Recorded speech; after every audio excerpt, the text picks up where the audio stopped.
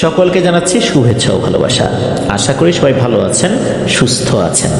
প্রিয় লিসেনার্স, আজকের এই এপিসোডে আপনাদের পাঠানো 6টি ঘটনা নিয়ে হাজির হয়েছি।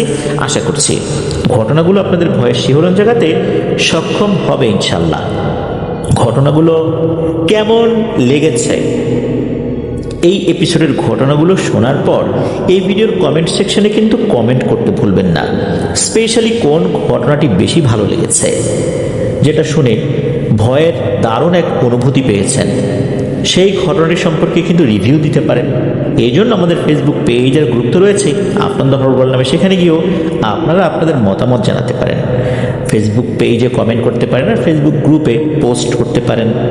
এই ভিডিও লাইক বাটনে প্রেস করতে ভুলবেন না, আর ভিডিও লিঙ্কটাও বেশি বেশি করে শেয়ার করে দেবার অনুরোধ করছি।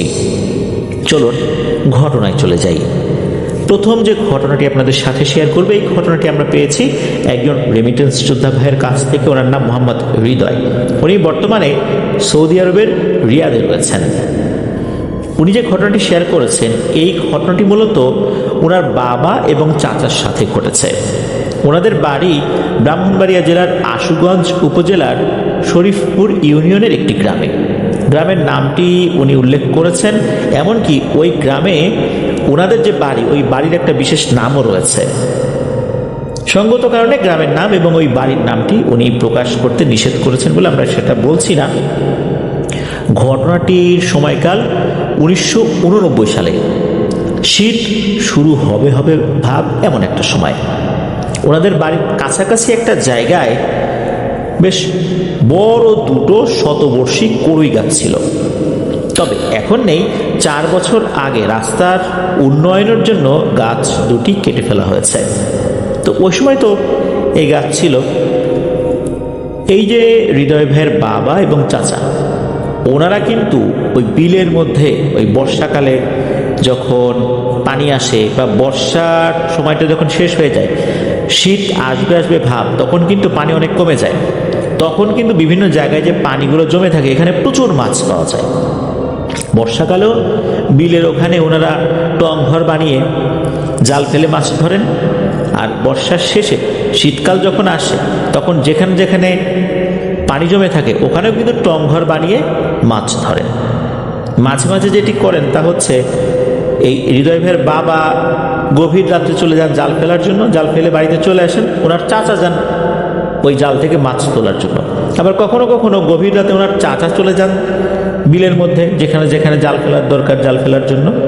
আর ভোরের দিকে ওনার বাবা যান সেই জাল থেকে মাছ তোলার জন্য। এইভাবেই কিন্তু একে অন্যের নিজেদের ডিউটিটা এক্সচেঞ্জ করে নিতেন। তো এক রাতে হলো কি, যে ওনার চাচা গিয়েছেন, অর্থাৎ হৃদয় ভাইয়ের চাচা গিয়েছেন রাত আনুমানিক 2:30 কি 3টার দিকে জাল ফেলার জন্য। আর সকালবেলা ওনার বাবা গিয়েছেন মাছ তোলার জন্য। তো উনি যে যাচ্ছেন, যেতে যেতে একটি জায়গায় এসে উনি আর কি থমকে যান। ওই যে বাড়ি থেকে কিছুটা দূরেই শতবর্ষী দুটো কড়ই গাছ ছিল। উনি দেখতে পান কড়ই গাছের নিচে জাল টাইপের কোনো কিছু আছে। জালটা দেখেই উনি বুঝতে পারেন এটা তো ওনাদের জাল। তাহলে কি জাল কি ফেলা হয়নি? জাল আবার শুকনো, তার মানে হচ্ছে এই জালটা পানিতে ভেজানোই হয়নি। তাহলে ঘটনাটা কি? জাল এখানে পড়ে আছে, ওনার ভাই অর্থাৎ হৃদয় ভাইয়ের চাচা কোথায় গেলেন? কি মনে করে গাছের উপর দিকে তাকিয়েছেন। তাকিয়েই তো চমকে উঠেছেন। উনি দেখতে পান যে গাছের উঁচু একটা ডালে ওনার ভাই বসে আছে, অর্থাৎ হৃদয় ভাইয়ের চাচা বসে আছে একদম নির্বিকার হয়ে, চুপচাপ বসে আছে। উনি নিচ থেকে ডাকাডাকি করছেন, এ ভাই কি হলো, ওখানে কি জাল ফেলতে যাওনি নাকি জাল নিয়ে চলে আসছো, এখানে বসে আছো, এত উপরে উঠছো কেন? এরকম ভাবে প্রশ্ন করলেও কোনো কথার উত্তর উনি দিচ্ছেন না, শুধু একদিকে তাকিয়ে ফেল করে তাকিয়ে আছেন। এদিকে সকাল হয়ে গেল, চিৎকার চেঁচামেচি করছেন, আনন্দের লোকজন বিভিন্ন জায়গায় যাচ্ছিলেন, তারা চলে আসে, এসে দেখে একই অবস্থা। এরপর কয়েকজন মিলে ওই গাছে উঠে অনেক কষ্টে ওনাকে নামিয়ে আনেন। নামিয়ে আনার পরপরই উনি একদম বদ্ধ উন্মাদের মতো আচরণ করতে থাকেন। উনি আসলে কি হয়েছে বলতেই পারছেন না। উনি খুবই এলোমেলো আচরণ করছেন। ওনাকে যদি কোনো প্রশ্ন করা হয় সেই প্রশ্নের উত্তর না দিয়ে সম্পূর্ণ ভিন্ন রকমের কথাবার্তা বলছেন, যেটা পুরোপুরি অপ্রাসঙ্গিক কথাবার্তা। এলাকার লোকজন তো বুঝতে পেরেছেন নিশ্চয়ই জিনে ধরেছে। এরপর হৃদয় ভাইয়ের দাদা একজন হুজুর নিয়ে আসছেন। হুজুর রুকিয়া করতে বসেছেন, জিনটাকে হাজির করার চেষ্টা করেও ব্যর্থ হয়েছেন, কোনোভাবেই হাজির করতে পারলেন না। তবে উনি যে ঝাড়ফুঁক করে দিয়েছিলেন তাতে করে আল্লাহর রহমতে হৃদয় ভাইয়ের চাচা একদম স্বাভাবিক হয়ে যান। তখন পরিবার থেকে চিন্তা করা হলো যে এখানে থাকলে আবার একটা ঝামেলা হতে পারে, যেহেতু একবার হয়েছে তাহলে দূরে কোথাও পাঠিয়ে দিতে হবে। এরপর এই হৃদয় ভাইয়ের বাবা এবং চাচা দুজনেই ওনাদের বাড়ি থেকে বেশ দূরে এই চট্টগ্রাম যে হাইওয়েটা আছে, ঢাকা চিটাগাং হাইওয়ে, ওখানে যেই মানে রাস্তা যেই অংশটা দিয়ে পার্বত্য চট্টগ্রামের রাস্তাটা ঢুকে গেছে, মানে ওই দিক দিয়ে খাগড়াছড়ি, রাঙামাটি, বান্দরবন যাওয়া যায়, ওখানকার মানে ওই রাস্তার কাছাকাছি একটা জায়গায় ওখানে ইটের ভাটা ছিল। ওই জায়গাতে দুজন কাজে ঢুকে গেছেন। প্রথম কয়েকদিন সব ঠিকঠাক ছিল, একদম স্বাভাবিক। একদিন সকালবেলা লোকজন কাজ করতে এসে দেখে অদ্ভুত এক ঘটনা। এই ইট ভাটায় যে চিমনি থাকে, অর্থাৎ যেদিক দিয়ে ধোঁয়া বের হয়, এরকম একটা চিমনি, এই চিমনির একটা জায়গায় উনি দিব্যি উঠে বসে আছেন, অথচ ওখানে বসে থাকার কোনো সুযোগই নেই। আর চিমনি দিয়ে যেহেতু ধোঁয়া বের হয়, এই কারণে চিমনি কিন্তু গরমও থাকে। উনি দিব্যি উঠে বসে আছেন একটা উঁচু একটা জায়গায়, একদম মাথার উপরে না, কিন্তু এমনভাবে বসে আছেন মনে হচ্ছে ওখানে ওনার জন্য আসন পাতা রয়েছে। অদ্ভুত ব্যাপার, সবাই তো দেখে অবাক হয়ে যায়, ঘটনা কি? এদিকে এই হৃদয় ভাইয়ের বাবা নিজের ভাইয়ের এই অবস্থা দেখে তো কান্নাকাটি শুরু করে দিয়েছেন। তখন একজন মোটামুটি বুজুর্গ হিসাবে পরিচিত একজন হুজুরকে নিয়ে আসা হয়। উনি কিন্তু বসেই আছেন। তো হুজুর এসেছেন। হুজুর আসার পর ওই যে চিমনি বা খাম্বা, যেটাই আমরা বলি না কেন, ওখানে হাত লাগিয়ে কিছু একটা পড়লেন। পড়ার পর বললেন যে আপনারা সবাই যে যার মতো কাজ করেন, আর সন্ধ্যা হলে উনি একাই নেমে আসবেন, এই পর্যন্ত উনি ওখানেই থাকবেন।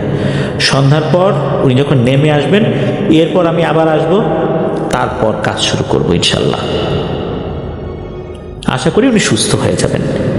সত্যি সারাদিন ওখানে বসে আছে চুপচাপ, মনে হচ্ছে একটা মূর্তি বসানো হয়েছে, কোনো নড়াচড়া নাই, কিচ্ছু নাই। সন্ধ্যা হতে না হতেই, অর্থাৎ মাগরিবের আজান দিয়েছে মাত্র, সুরসুর করে একদম নিচে নেমে আসছেন। এরপর ওনার যে থাকার যে জায়গা, ওখানে ইটভাটার শ্রমিক যারা থাকেন তাদের জন্য কিন্তু থাকার আলাদা জায়গা থাকে, ওখানে চলে গিয়েছেন। আর মাগরিবের নামাজের পর হুজুর আসেননি, উনি এশার নামাজ শেষ করে এসেছেন।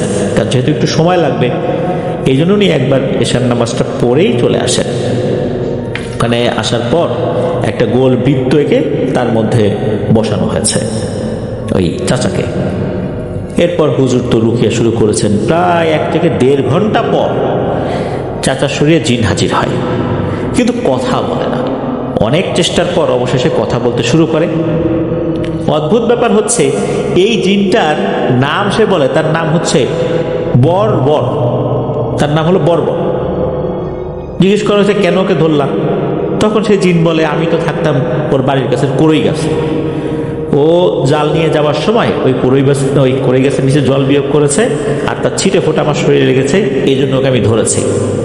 তবে ওকে আমি একবারে মারবো না, তিলে তিলে মারব। এখন হুজুর তো তার জায়গা থেকে অনুরোধ করা শুরু করেছেন। হুজুর ডিরেক্ট বলা শুরু করেছেন যে তোমাকে কি দিলে তুমি চলে যাবা বলো, এরা গরিব মানুষ, খেটে খাওয়া মানুষ, তাদের কাজ করতে হয়, এভাবে অসুস্থ হয়ে থাকলে তো হবে না, তুমি কষ্ট দিও না, তোমাকে 20 কেজি মিষ্টি দিব। তখন জিন বলে 20 কেজি মিষ্টি দাও আর না দাও, ওর শরীরের একটা অংশ কিন্তু আমি নষ্ট করে দিছি। হ্যাঁ 20 কেজি মিষ্টি দিবা, আমি চলে যাব, তবে শরীরের যেই অংশ নষ্ট করে দিয়েছি তা কিন্তু আর ভালো হবে না, ওটাকে কেটে বাদ দিয়ে দিতে হবে। আর 20 কেজি মিষ্টি যে দিবা, এটা কিন্তু তার রক্তের সম্পর্কের কাউকে গিয়ে দিতে হবে, ও যদি দিতে না পারে। হুজুর সেটাই মেনে নিলেন। 20 কেজি মিষ্টি কোথায় দিতে হবে? তখন একটা জায়গার নাম বলো, ওই জায়গাটায় একটা উঁচু টিলার মতো আছে, ওইটার মাথায় গিয়ে দিয়ে আসতে হবে রাতের বেলাতে, তাও পূর্ণিমার রাতে। তবে পূর্ণিমাটা কয়েকদিন পরেই ছিল। হুজুর সেটাতে রাজি হয়ে যান, আর এই মিষ্টিটা দিয়ে আসার দায়িত্ব পড়ে এই হৃদয় ভাইয়ের বাবার উপরে। উনিও রাজি হয়ে গেছেন, নিজের ভাইয়ের সুস্থতার জন্য উনি এটা করবেন। তো নির্দিষ্ট দিন কয়েকদিন পরেই ছিল। উনি 20 কেজি মিষ্টি, এক হাতে 10 কেজি আর এক হাতে 10 কেজি, এটা নিয়ে উনি যখন ওই টিলার মতো ওই জায়গায় উঠছেন, তখনই দেখেন ভয়ঙ্কর কিছু ব্যাপার। তা হচ্ছে, মনে হচ্ছে চতুর্পাশ থেকে শত শত কুকুর ধেয়ে আসছে ওই জায়গায়, মানে পিঁপড়ার মতো মনে হচ্ছে কিলবিল করতে করতে আসছে। এটা দেখে উনি বেশ ভয় পেয়ে যান। উনি দ্রুত মিষ্টি একটা জায়গায় রেখে আবার হাঁটা ধরেন। পেছন দিকে যে তাকানো যাবে না এমন কোনো নিষেধাজ্ঞা ছিল না। উনি কিছুদূর আগানোর পর পেছন দিকে তাকিয়েছেন।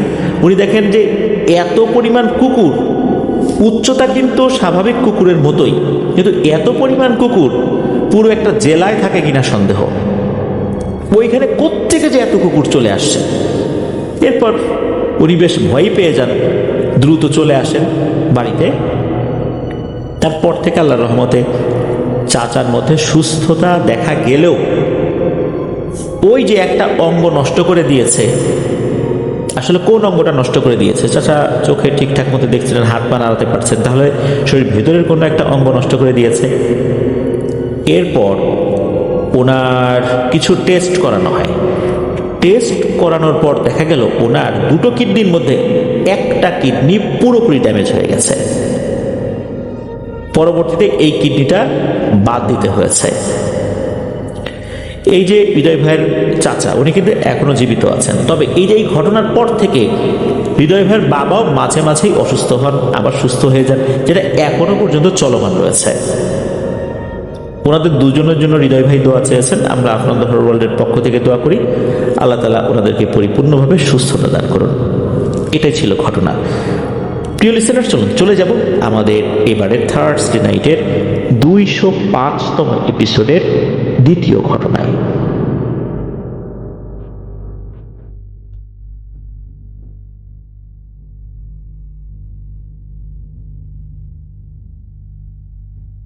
আবারও স্বাগতম জানাচ্ছি প্রিয় লিসেনার্স আমাদের এবারের থার্সডে নাইটের 205তম এপিসোডের দ্বিতীয় ঘটনায়। এখন যে ঘটনাটি আপনাদের সাথে শেয়ার করব, এই ঘটনাটি আমাদেরকে যিনি পাঠিয়েছেন উনি একজন রেমিটেন্স যোদ্ধা ভাই। ওনার নাম হচ্ছে মামুন খান। ওনার বাড়ি কিশোরগঞ্জ জেলার হোসেনপুর উপজেলার গোবিন্দপুর ইউনিয়নের গনমান পুরুরা গ্রামে। উনি বর্তমানে সৌদি আরবে রয়েছেন, ওখানকার একটি কফি শপে চাকরি করছেন। আর ঘটনাটি মূলত উনি যার কাছ থেকে শুনেছেন তিনিও একজন রেমিটেন্স যোদ্ধা ভাই, একই সাথে ওনারা রয়েছেন, একই জায়গায় কাজ করছেন। তার নাম হচ্ছে সুমন। এই সুমন ভাইয়ের বাড়ি কিশোরগঞ্জ জেলার করিমগঞ্জ উপজেলার সাদুল্লাহ ইউনিয়নের সাদুল্লাহ গ্রামে। এই যে সুমন ভাই, উনি ঘটনাটি শুনেছিলেন ওনার দাদির মুখ থেকে। ওনার দাদির নাম হচ্ছে আমেনা।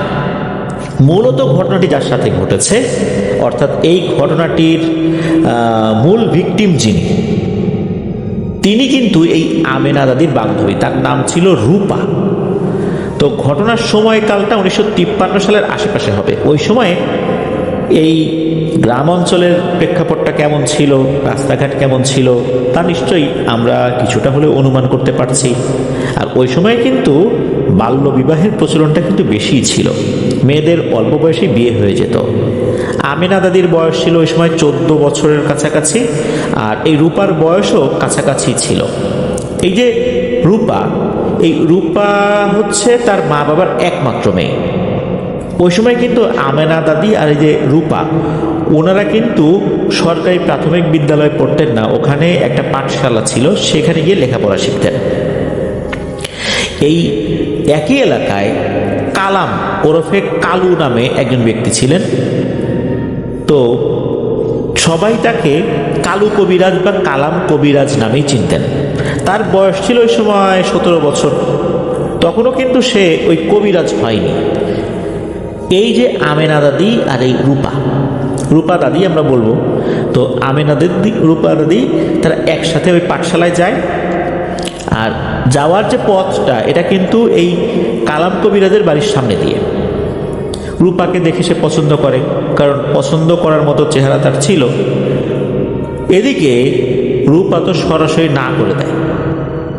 আর রূপা কিন্তু জানতো যে তার বাবাও কিন্তু অনেক বড় মাপের একজন কবিরাজ, এলাকায় তার নাম মতি কবিরাজ নাম ছিল আর কি।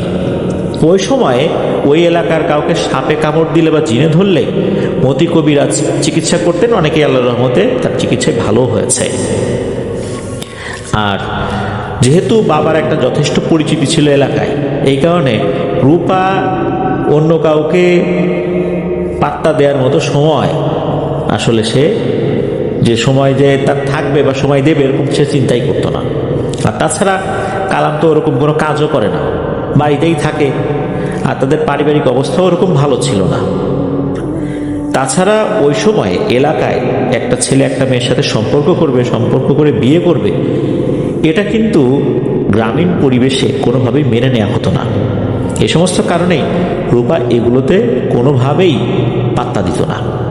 কিন্তু এই যে কালাম বা কালু, এ তো রূপাকে রীতিমতো ইফটিজিং করেই যাচ্ছে, সমানে ডিস্টার্ব করেই যাচ্ছে। একদিন এই আমেনা দাদি এই কালামকে ডেকে বলে, দেখ কালাম, তুই এভাবে কিন্তু রূপাকে বিরক্ত করিস না, তার বাবার কানে কথাটা গেলে তোর কিন্তু অনেক বড় ক্ষতি হয়ে যাবে। তখন কালাম সে বলে ওঠে, আরে কি ক্ষতি করবে আমার, আমাকে মেরে ফেলবে, রূপার জন্য না হয় মরেই যাব, কিন্তু রূপার পিছু আমি ছাড়ব না। এভাবে কয়েক মাস চলে গেল। এদিকে এই কালাম সে দেখে যে কিছুতেই কিছু হচ্ছে না, কি করা যায়। তাছাড়া কালাম খুবই ডানপিটে ছিল, কারো কথা শুনতো না, আর চুরি করা তার অন্যতম একটা স্বভাব ছিল। এর গাছের ডাব, ওর গাছের পেঁপে, ওর খোয়ারের মুরগি, এই সমস্ত জিনিস চুরি চামারি করাটা তার একটা নেশা ছিল। বিশেষ করে গ্রামের অনেক কিশোর বয়সী ছেলেপেলেদের ভেতরেই এই ধরনের স্বভাব থাকে। তবে এগুলো করে যে সে কোথাও নিয়ে বিক্রি করে দিত তা কিন্তু না। তার এক বন্ধু ছিল, তার নাম হচ্ছে আব্দুল সাত্তার। এই সাত্তারের সাথে সে ভাগযোগ করে খেত আর কি, এই তাছাড়া কিছু না। আর কালামের বাবা ছিল একজন কৃষক, অন্যের জমি বর্গা চাষ করত। একদিন এই কালাম তার নানা বাড়িতে বেড়াতে গিয়েছে। সেখানে গিয়ে 2-4 দিন ছিল। এর ভিতরে হয় কি, এই রূপা দাদিকে বিয়ের জন্য বিয়ের কথাবার্তা বলবে, এই জন্য দেখার জন্য লোক এসেছে। আসার পর রূপা দাদিকে দেখে পছন্দ করে, বিয়ের দিন তারিখও ঠিক হয়ে যায়। এর ভিতরে কালাম যে সে বাড়িতে আসে, এদিকে তার বন্ধু সাত্তার নিয়ে আসে, জানায় যে আরে কালাম, রূপার তো বিয়ে ঠিক হয়ে গেছে। কালাম বলে, না, আমি তো এটা কোনোভাবেই হতে দেবো না, রূপাকে আমি বিয়ে করব। তখন তো সে কবিরাজ হয় নাই, কিভাবে সে বিয়ে করবে? কোনো ধরনের তন্ত্রমন্ত্র তো সে খাটাতে পারবে না।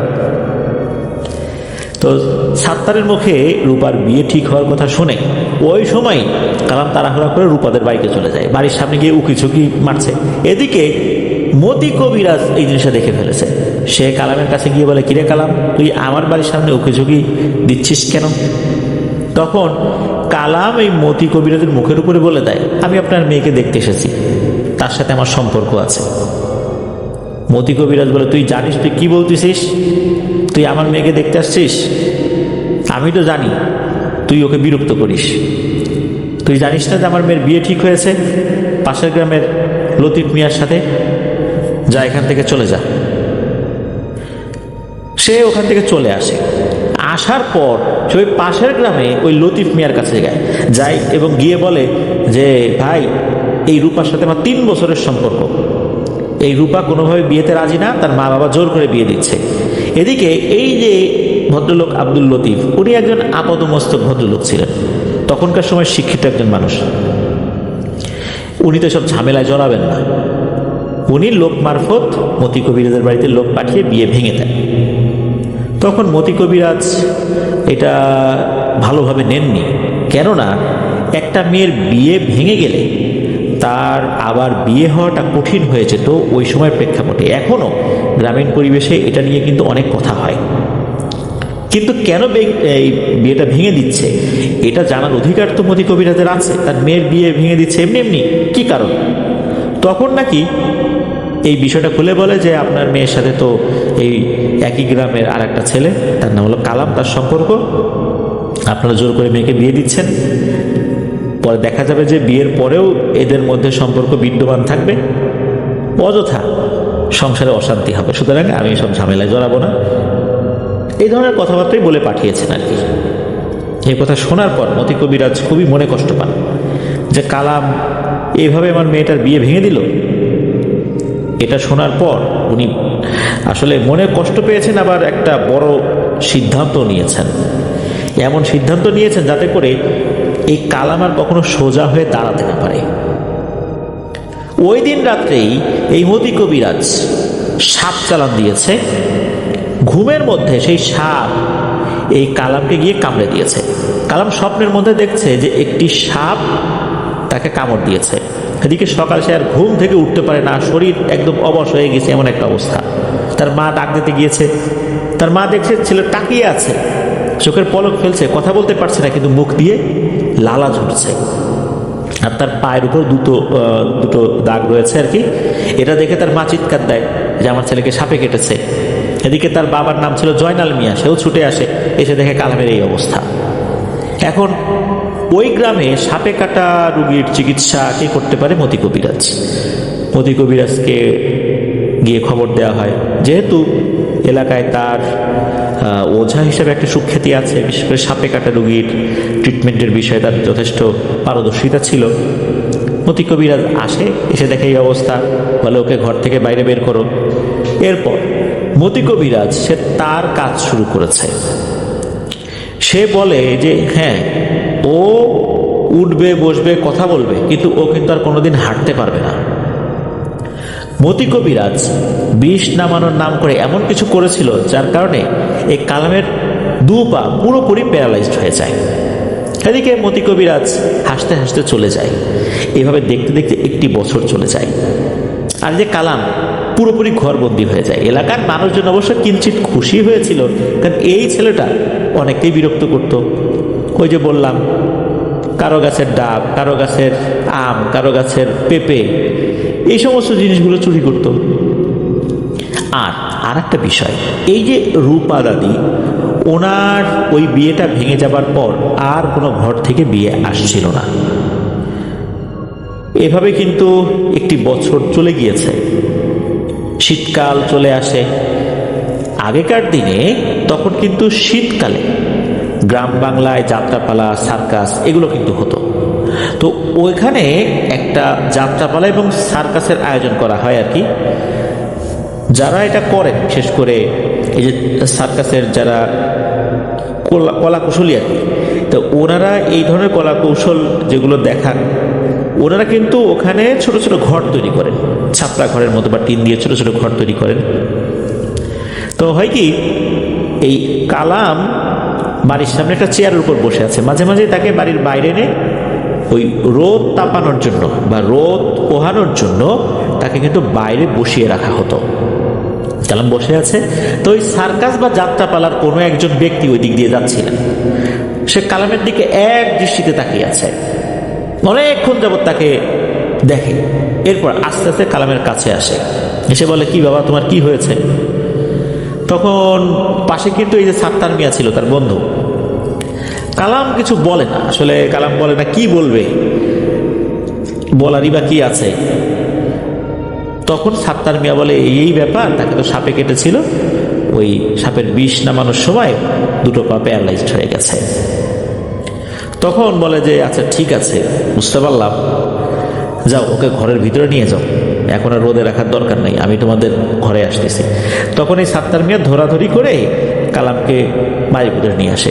ওই লোকটাও কিন্তু আসে। এর মধ্যে কিন্তু কালামের বাবা জয়নাল মিয়াও চলে আসছে। তখন কিন্তু এই যে কিশোরগঞ্জ জেলা হয়নি, এটা ওই ময়মনসিংহ মহকুমার অধীনে ছিল আর কি। তো ওই লোকটা বলে যে আমি আপনার ছেলেকে সুস্থ করার চেষ্টা করব। এটা শোনার পর পরিবারের সদস্যরা অবাক হয়ে যায় যে সুস্থ করার চেষ্টা করবেন, ও তো প্রায় 1 বছর ধরে এভাবে প্যারালাইজড হয়ে আছে। তখন বলে ঠিক আছে, আমি আমার জায়গা থেকে চেষ্টা করি, আপনাদের কোনো আপত্তি নেই তো? তখন এই যে জয়নাল মিয়া, তারপর এই যে কালামের মা বলে যে না, আমাদের তো কোনো আপত্তি না, আমার ছেলে সুস্থ হবে, এতে আপত্তি থাকার তো কথা না। আপনি আপনার মতো কাজ করেন। এর মধ্যে হয় কি, এই যে মতি কবিরাজ মানে এই যে রূপা দাদির বাবা, উনি আবার কয়েকদিনের জন্য ময়মনসিংহ গিয়েছিলেন। তো এই যে লোকটা, এই লোকটা বলে যে ঠিক আছে আমি একটু পর আসছি, একটা জিনিস নিয়ে আসি, আমি আমার চিকিৎসা করার জন্য যে উপকরণ লাগবে সেটা নিয়ে আসি। আমি তো এমনি হাঁটতে বের হয়েছিলাম, আপনাদের এলাকা দেখার জন্য বার হয়েছিলাম আর কি। তো আমি আসতেছি। এরপর উনি চলে যান, মোটামুটি আধা ঘন্টা 45 মিনিটের মধ্যে উনি আবার চলেও আসেন। দেখা গেল ওনার হাতে বিশাল একটা শিং রয়েছে। এই শিংটা মহিষের শিং বা গরুর শিং হতে পারে, এরকম একটা শিং রয়েছে। উনি যখন শিং নিয়ে আসছেন তখন ওনাকে জিজ্ঞেস করা হচ্ছে যে শিং দিয়ে কি করবেন? তখন উনি বলেন যে এটা দিয়ে আমি চিকিৎসা করি, আর এখন আপনার ছেলের চিকিৎসা করব, ওকে নিয়ে আমি একটা ঘরের মধ্যে ঢুকবো, আপনারা কেউ ঢুকবেন না, আপনার ছেলের সাথে আমার কথা হবে, আপনাদের সাথে কোনো কথা হবে না। এরপর কালামকে ধরাধরি করে একটা ঘরের মধ্যে নিয়ে যাওয়া হয়, ঘরের দরজা জানালা সব বন্ধ করে দেওয়া হয়। বাইরে সাত্তার মিয়া আছে, মানে কালামের বন্ধু, আর কালামের মা বাবা আছে। এদিকে হয় কি, ঘরের ভিতর নিয়ে যাবার পর ওই কবিরাজ কালামকে বলে যে এই যে শিংটা দেখতে পাচ্ছ, এর যে চোখা অংশ আছে ওইখানে দেখো যে ফু দেওয়ার মতো একটা ছিদ্র আছে, তুমি এখানে ফু দিবা, পরপর 3টা ফু দিবা। এরপর যেটা ঘটবে এটা নিয়ে তোমার ভয় পাওয়ার কোনো দরকার নাই। সত্যি তাই, কালাম ওই শিংটা হাতে নেয়। এটা দেখতাম একটা শিংগার মতো আর কি। শিংটা হাতে নেবার পর সে এক পাশে চোখা অংশের ওখানে কাটা ছিল, মানে ছিদ্র হয়েছিল আর কি, ওখানে ফু দেয়। প্রথমবার ফু দেয়, কিছুই হয় না। দ্বিতীয়বার ফু দেয়, কিছুই হয় না। তৃতীয়বার যখন ফু দিয়েছে তখন তো কালাম ভয় পেয়েছে। ফু দেওয়ার সাথে সাথে দেখে এই শিংয়ের ভেতর থেকে কালো কুচকুচে একটা সাপ কোত্থেকে যেন বের হয়ে আসছে, মানে একটা দারাস সাপ বা গোখরা সাপের আকৃতি যেরকম হয় ওইরকম একটা সাপ, ওটা ফনা তুলে দাঁড়িয়েছে, একদম কালো কুচকুচে। তখন ওই লোকটা বলছে যে কালাম তোমার ভয় পাওয়ার কোনো কারণ নাই, এটা আমার অনুগত একটা জিন, এখন যেটা হবে তুমি খালি তাকিয়ে তাকিয়ে দেখো। এদিকে সাপটা কিন্তু ফনা তুলে আছে, আর ওই লোকটা ওই সাপকে জিজ্ঞেস করছে এই বলতো এই ছেলেটার কি হয়েছে? তখন ওই সাপটা মানুষের মতো কথা বলছে, তবে অনেকটা নাকি নাকি কণ্ঠ এরকমটাই আর কি শুনছিল এই কালাম। সাপটা বলছে যে ওকে কালো জাদুর মাধ্যমে সাপ চালান করা হয়েছিল, সেই সাপটা ওকে কামড় দিয়েছে, আর এই চালানটা করেছিল তারই পাশের বাড়ির মতি কবিরাজ। আর সাপের বিষ নামানোর কথা বলে তার পায়ের রগের ভিতরে বিষাক্ত 2টো সুই ফুটিয়ে রেখেছে। এটা এমনভাবে ফুটিয়েছে বাইরে থেকে কোনোভাবেই বোঝার উপায় নাই, এমনকি ওখানে যদি কাটাও হয় ভেতর থেকে সুই বের করা যাবে না, কারণ এটা জাদুর মাধ্যমে করা হয়েছে। এই জন্যই সে প্যারালাইজড হয়ে গেছে, 2 পা অবশ হয়ে গেছে। তখন ওই ব্যক্তি বলছেন ঠিক আছে, তুই যখন বুঝতে পেরেছিস সুই 2টা বের করে ফেল, আর ওর সুস্থতার জন্য যা যা করার দরকার করে ফেল। তখন ওই সাপটা বলে ঠিক আছে এখনই করে দিচ্ছি। এরপর সাপটা ভ্যানিশ হয়ে যায়। সে যে কীভাবে কি করেছে এটা বোঝা যাচ্ছে না। কালাম একদম সুস্থ শরীরে হাঁটতে হাঁটতে বের হয়েছে। যেই মানুষটা 1 বছর ধরে প্যারালাইজড হয়ে আছে, হাঁটতে পারে না, কোথাও যেতে পারে না, শুধু কথা বলতে পারে, 2 হাত নাড়াতে পারে, কিন্তু পা কিন্তু নাড়ানোর শক্তি তার ছিল না। এই ছেলেটা, যেই ছেলেটা একটু আগেই তাকে ধরাধরি করে ঘরের মধ্যে নিয়ে বসিয়ে রাখা হয়েছে, সেই ছেলেটা এখন হেঁটে হেঁটে ওই লোকের সাথে বের হলো। যখন বের হয়েছে তখন কি হয়েছে না হয়েছে সব কিছু বলা হয়। আর ওই লোকটা বলে যে আমি এখন চলে যাচ্ছি, তবে আজকে ওকে কিছুই খাবার দিবেন না। হ্যাঁ, পানি খেতে পারে, তবে অন্য ধরনের কোনো খাবার আজকে যেন না খায়, কালকে সকাল থেকে খেতে পারবে। এই কথা বলে ওই লোকটা চলে যায়। এই কালাম কবিরাজ যেই লোকটা, মানে যে লোকটা আসলেন আর কি, তার সাথে বিকেলে গিয়ে দেখা করে, কারণ উনি ওই সার্কাস পার্টির একজন লোক ছিলেন আর কি, বা যাত্রাপালার একজন লোক ছিলেন। নিশ্চিতভাবে বলা যায় না যে উনি আসলে যাত্রাপালার লোক ছিলেন না ওই সার্কাস পার্টির লোক ছিলেন। তখন ওই কালামকে নাকি ওই লোকটা বলে যে তোমার কপালে আমি একটা অদ্ভুত চক্র চিহ্ন দেখেছি, আমি তোমাকে আমার সমস্ত বিদ্যা শেখাবো, তুমি কি রাজি? কালাম তো রাজি হয়ে যায় এই কবিরাজি শিখতে। তখন ওই লোকটা বলে যে এটা শেখার জন্য কিন্তু আমার সাথে তোমাকে যেতে হবে, বেশ কিছুদিন আমার সাথেই তোমাকে থাকতে হবে, আর তুমি যে আমার সাথে যাচ্ছ এটা কিন্তু কাউকে বলতে পারবে না। তখন কালাম বলে ঠিক আছে আমি রাজি। লোকটা বলে আমাদের কাজটা এখানে শেষ, এখানে আমরা যে শোগুলো করি এটাও শেষ, আমরা কালকে চলে যাব, আমি তোমাকে একটা ঠিকানা দিয়ে যাব, তুমি ওই ঠিকানায় চলে আসবে এই কিছুদিন পর, মানে একটা সময় বলে যে এই কিছুদিন পর। এরপর লোকটা ঠিকানা দেয়, তবে ঠিকানাটা নাকি ছিল ময়মনসিংহের যে হালুয়াঘাট রয়েছে এই হালুয়াঘাটের কোনো একটা জায়গায়। তো সেই ঠিকানা অনুযায়ী কোনো একদিন কালাম রাতের বেলা ঘর থেকে চুপি চুপি বাইরে বের হয়ে চলে যায়। এদিকে পরিবার থেকে খোঁজাখুঁজি হচ্ছে, 1 বছর পার হয়ে গেছে, তার কোনো খোঁজ খবর নাই। 1 বছর পর এই কালাম বাড়িতে ফেরত আসে কবিরাজ হয়ে। এদিকে এই যে এতগুলো সময় গেল, প্রায় 2 বছর সময় অতিক্রান্ত হয়েছে, মানে এই কালামকে যে সাপে কামড় দিল এরপরে তো 1 বছর চলে গেল, সে প্যারালাইজড হয়েছিল। এরপর সে যে আবার বাড়ি থেকে চলে গেল, 1 বছর পর ফেরত এসেছে, তার মানে 2 বছর হয়ে গেল। এই 2 বছরের মধ্যে এই রূপা দাদির কিন্তু বিয়ে হয়নি, এমনকি কোনো জায়গা থেকে নাকি বিয়ের প্রস্তাবও আসতো না, এমন একটা অবস্থা হয়েছিল আর কি।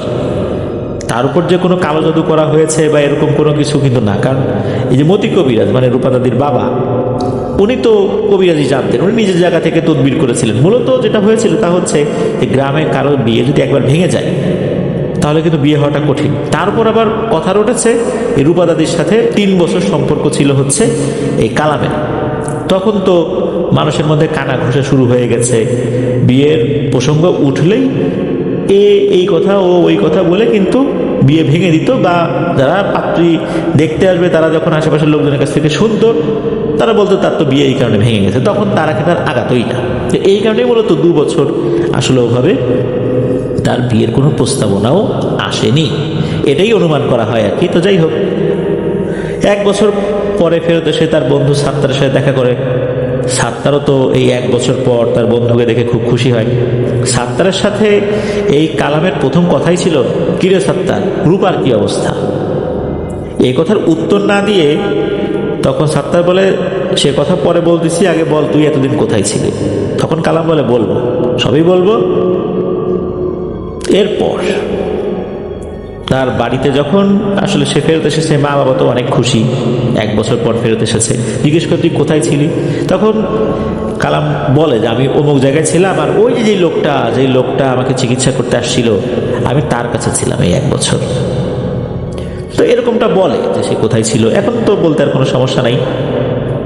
আর হয় কি, এই যে কালাম একটা ব্যাগ নিয়ে আসলে এই ব্যাগের ভিতর থেকে ওই যে শিং, যেটা গরু বা মহিষের শিংয়ের মতো হতে পারে, যেটা শিংটা এক পাশে ছিদ্র আছে, এক পাশে ফু দেওয়া যায়, ওই জিনিসটা ব্যাগ থেকে বের করে। তখন তার মা বলে, কিরে তুই এই জিনিস কোত্থেকে নিয়ে আসলি? তখন বলে, আমার ওস্তাদ এটা আমাকে দিচ্ছে।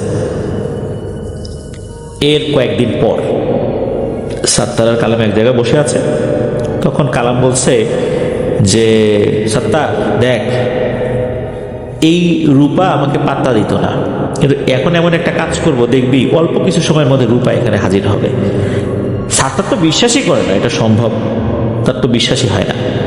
তখন কালাম কি করলো, একটা মাটির ঢিল হাতে নিল, কিছু একটা পরে আকাশের দিকে ছুঁড়ে দিল। ওই ঢিলটা তো আবার কিছুক্ষণ পর ওই মাটির উপরেই পড়েছে। এই মোটামুটি আনুমানিক আধা ঘন্টার কাছাকাছি সময় হবে। দেখা গেল হন্তদন্ত হয়ে রূপা কালামের কাছে ছুটে আসছে, সাথে হলো এই আমেনা দাদি। মানে রূপা বাসার থেকে পাগলের মতো এই কালামকে খোঁজার জন্য বের হয়েছে। পথিমধ্যে আমেনা দাদির সাথে দেখা, আমেনা দাদি আবার রূপা দাদির সাথে দেখা করতে যাচ্ছিল। তখন এই আমেনা দাদি জিজ্ঞেস করে, কি কোথায় যাচ্ছি? বলে কালামের কাছে। এটা শুনে তো আমেনা দাদি অবাক হয়ে গেছে, ঘটনা কি সমস্যা হলো? তখন আমেনা দাদি বলছে, চল আমিও তোর সাথে যাবো। এই জন্য উনি সাথে চলে আসছে। এসেই এই কালামকে রূপা দাদি বলছেন, কি কালাম, তুমি কেমন আছো? তুমি আমাকে বিয়ে করবা? আমি তোমাকে বিয়ে করতে চাই। এই কথা শোনার সাথে সাথে আমেনা দাদিও অবাক, আর ওই সাত্তারও অবাক। বলে কি, এটা কিভাবে সম্ভব? তখন এই কালাম মুচকি মুচকি হেসে দিয়ে বলে, যাও তুমি এখন বাড়িতে যাও, তোমার সাথে পরে কথা বলবে এগুলা নিয়ে। কিন্তু এই রূপা দাদি কোনোভাবেই যাবে না।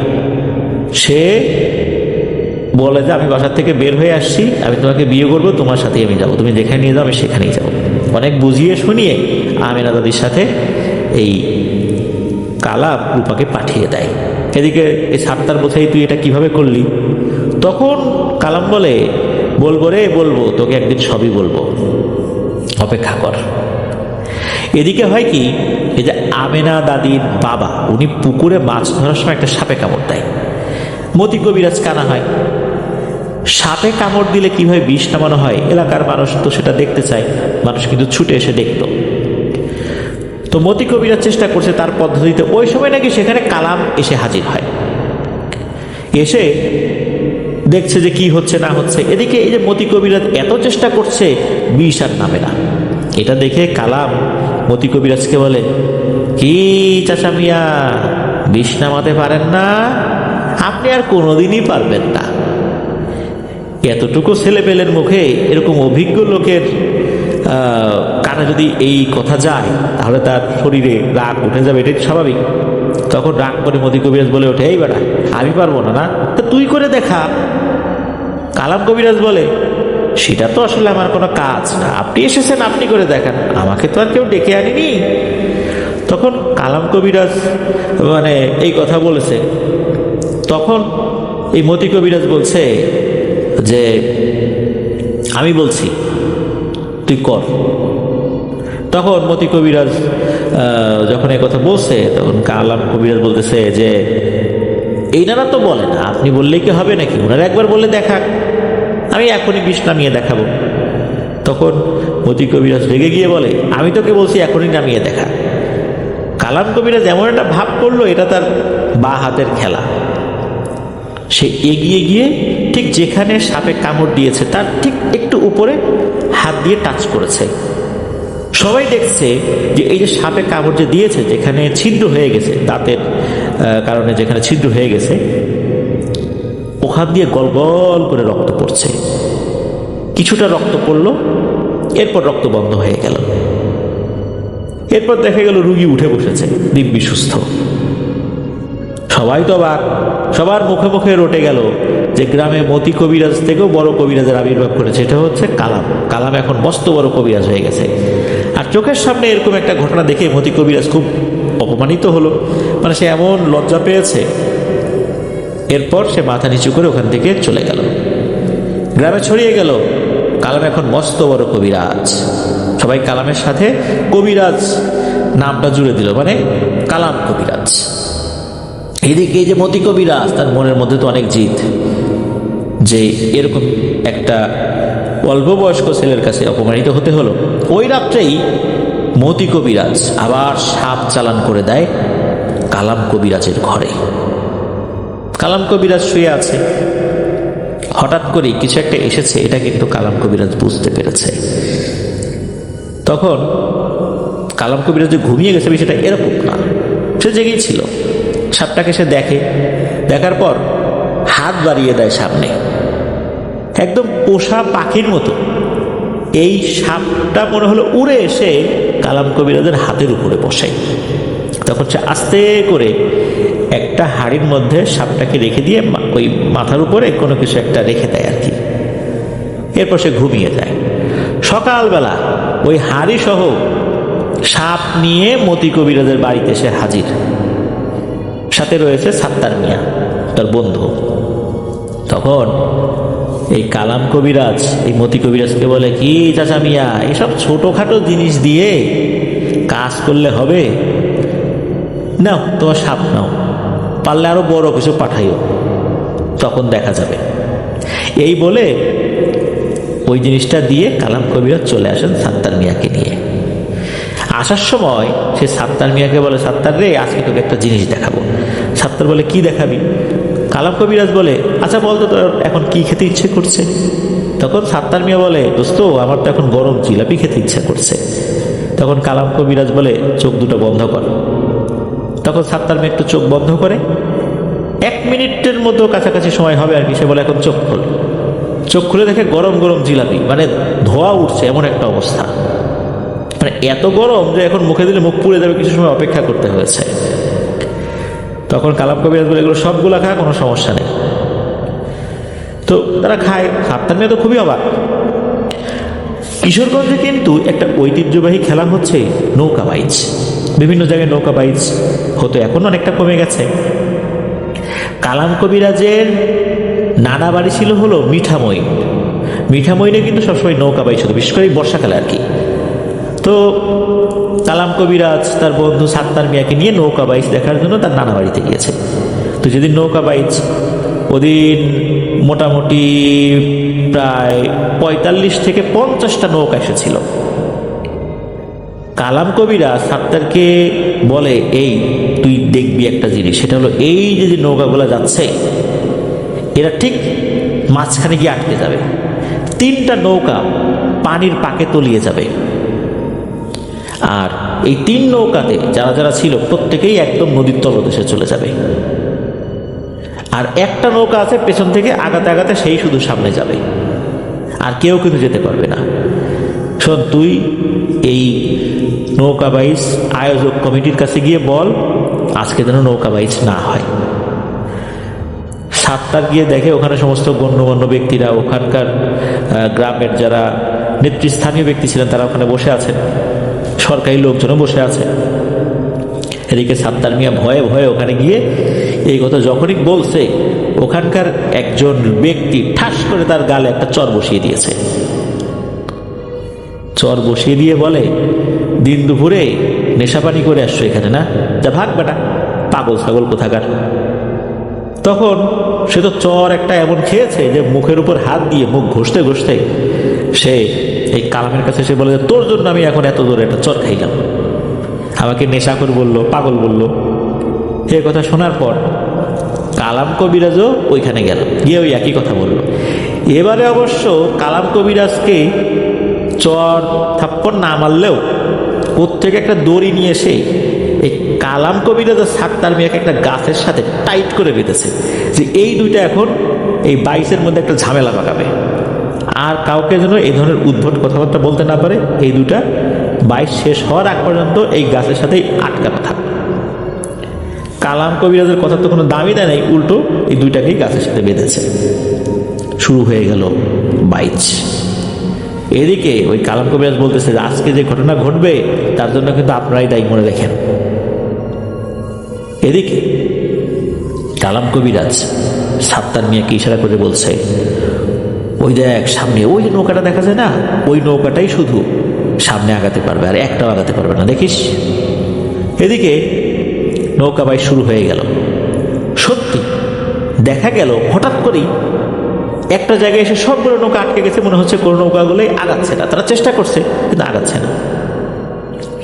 আর তখনই হঠাৎ করে একটা জায়গায় পানির পাক সৃষ্টি হলো, 3টা নৌকা ওই পানির পাকের মধ্যে পড়ে গেল। অন্য যে নৌকাগুলো ছিল তারা সেই নৌকা থেকে নেমে দ্রুত সামনে নদীর পাড়ে চলে আসলো। 3 নৌকার সবগুলো মানুষ ওই নৌকার সাথেই পানির নিচে তলিয়ে গেল। আর এই সময় একটা নৌকা আস্তে আস্তে আস্তে আস্তে সামনের দিকে এগিয়ে চলে গেল, মানে তারা কিন্তু দিব্যি বেয়েই যাচ্ছে, তাদের এগুলো নিয়ে কোনো ভ্রুক্ষেপ নেই। এখন এই ঘটনার পেছনে তাদের কোনো হাত আছে কি নাই এই বিষয়টা বলা মুশকিল। তো যাই হোক, এদিকে এরকম একটা ঘটনা ঘটলো।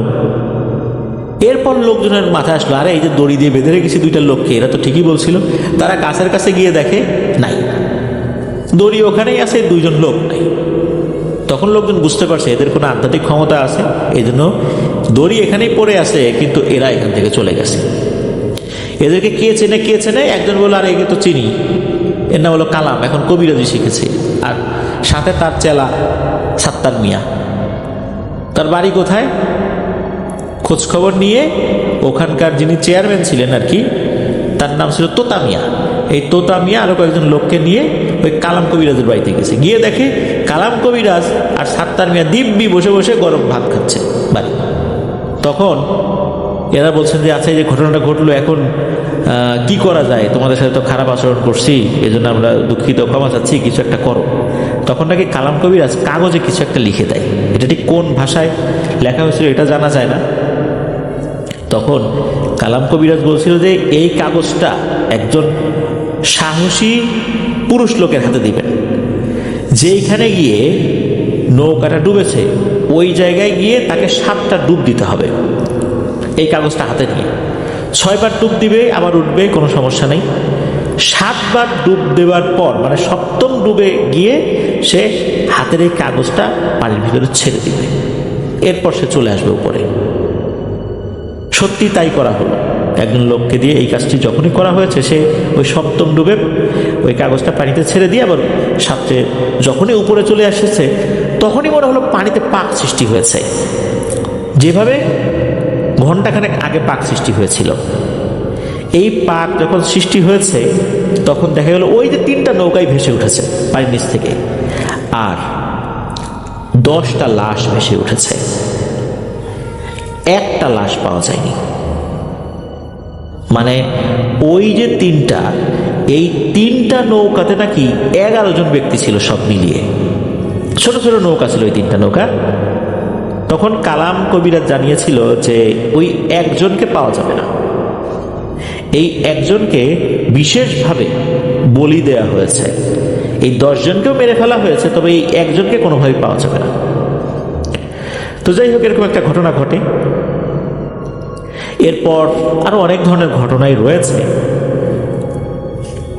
ওনার সাথে যেই আরো ঘটনা রয়েছে সেগুলো পরবর্তীতে আরেকটু সংগ্রহ করে জানানোর চেষ্টা করবেন, কেননা একটি ঘটনাই পুরোপুরি বলতে পারেননি মামুন ভাই, যেহেতু ওনারা অনেক কর্মব্যস্ততার মধ্যে সময় কাটান। এরকম ঘটনা লিখে পাঠানো ওনাদের জন্য সময় সাধ্য, কষ্টসাধ্যও বলতে হবে। তবে এতটুকু বলে রাখি যে এই যে রূপা দাদির সাথে কালাম কবিরাজের বিয়ে হয়েছিল, এরপর আরো বেশ কিছু ঘটনা রয়েছে। সেই ঘটনাগুলো পরবর্তীতে লিখে পাঠাবেন বলে জানিয়েছেন। এই যে রূপা দাদি আর কালাম কবিরাজের ঘটনা, এটা তো পরবর্তীতে বিভিন্ন কারণে আস্তে আস্তে অনেকেই জেনেছেন। অনেক বিষয়গুলো তো মানুষ জানতো না, আস্তে আস্তে জেনেছেন আর কি। একটা বিষয় তা হচ্ছে যে কালাম কবিরাজের জন্য রূপা দাদি নাকি চুলার উপরে ভাত বসিয়েছিল। এটা নিয়েও একটা অদ্ভুত ব্যাপার রয়েছে। ওই জায়গাটা নাকি এখনো রয়েছে, বা ওই জায়গার যেই আশেপাশে যেই যতটুকু প্লেস, ওটাকে নিয়েও বেশ কিছু ব্যাপার এখনো রয়েছে। এগুলো পরবর্তীতে সময় পেলে আমাদেরকে জানাবেন, লিখে পাঠাবেন বা রেকর্ড করে পাঠাবেন বলে জানিয়েছেন মামুন ভাই। আমরা অপেক্ষায় থাকব যে কালাম কবিরাজ এবং রূপা দাদির এই যে ঘটনাটা, এটা আসলে চূড়ান্তভাবে কি হলো, ফাইনালি উনি কিভাবে রূপা দাদিকে বিয়ে করেছিলেন, আর এই যে নৌকাডুবি সহ আরো বেশ কয়েকটি বিষয় শুনলাম, এই ঘটনার পেছনের ঘটনাও যদি থেকে থাকে সেটাও আমরা জানতে চাই। আমরা অপেক্ষায় থাকবো। ধন্যবাদ জানাচ্ছি মামুন ভাইকে, এত কষ্ট করে ঘটনা লিখে পাঠিয়েছেন এই জন্য। আর যিনি ওনাকে ঘটনাটি দিয়েছেন তাকেও ধন্যবাদ জানাচ্ছি, সুমন ভাইকে। প্রিয় লিসেনার, চলুন চলে যাব আমাদের এবারের থার্সডে নাইটের 205তম এপিসোডের তৃতীয় ঘটনায়।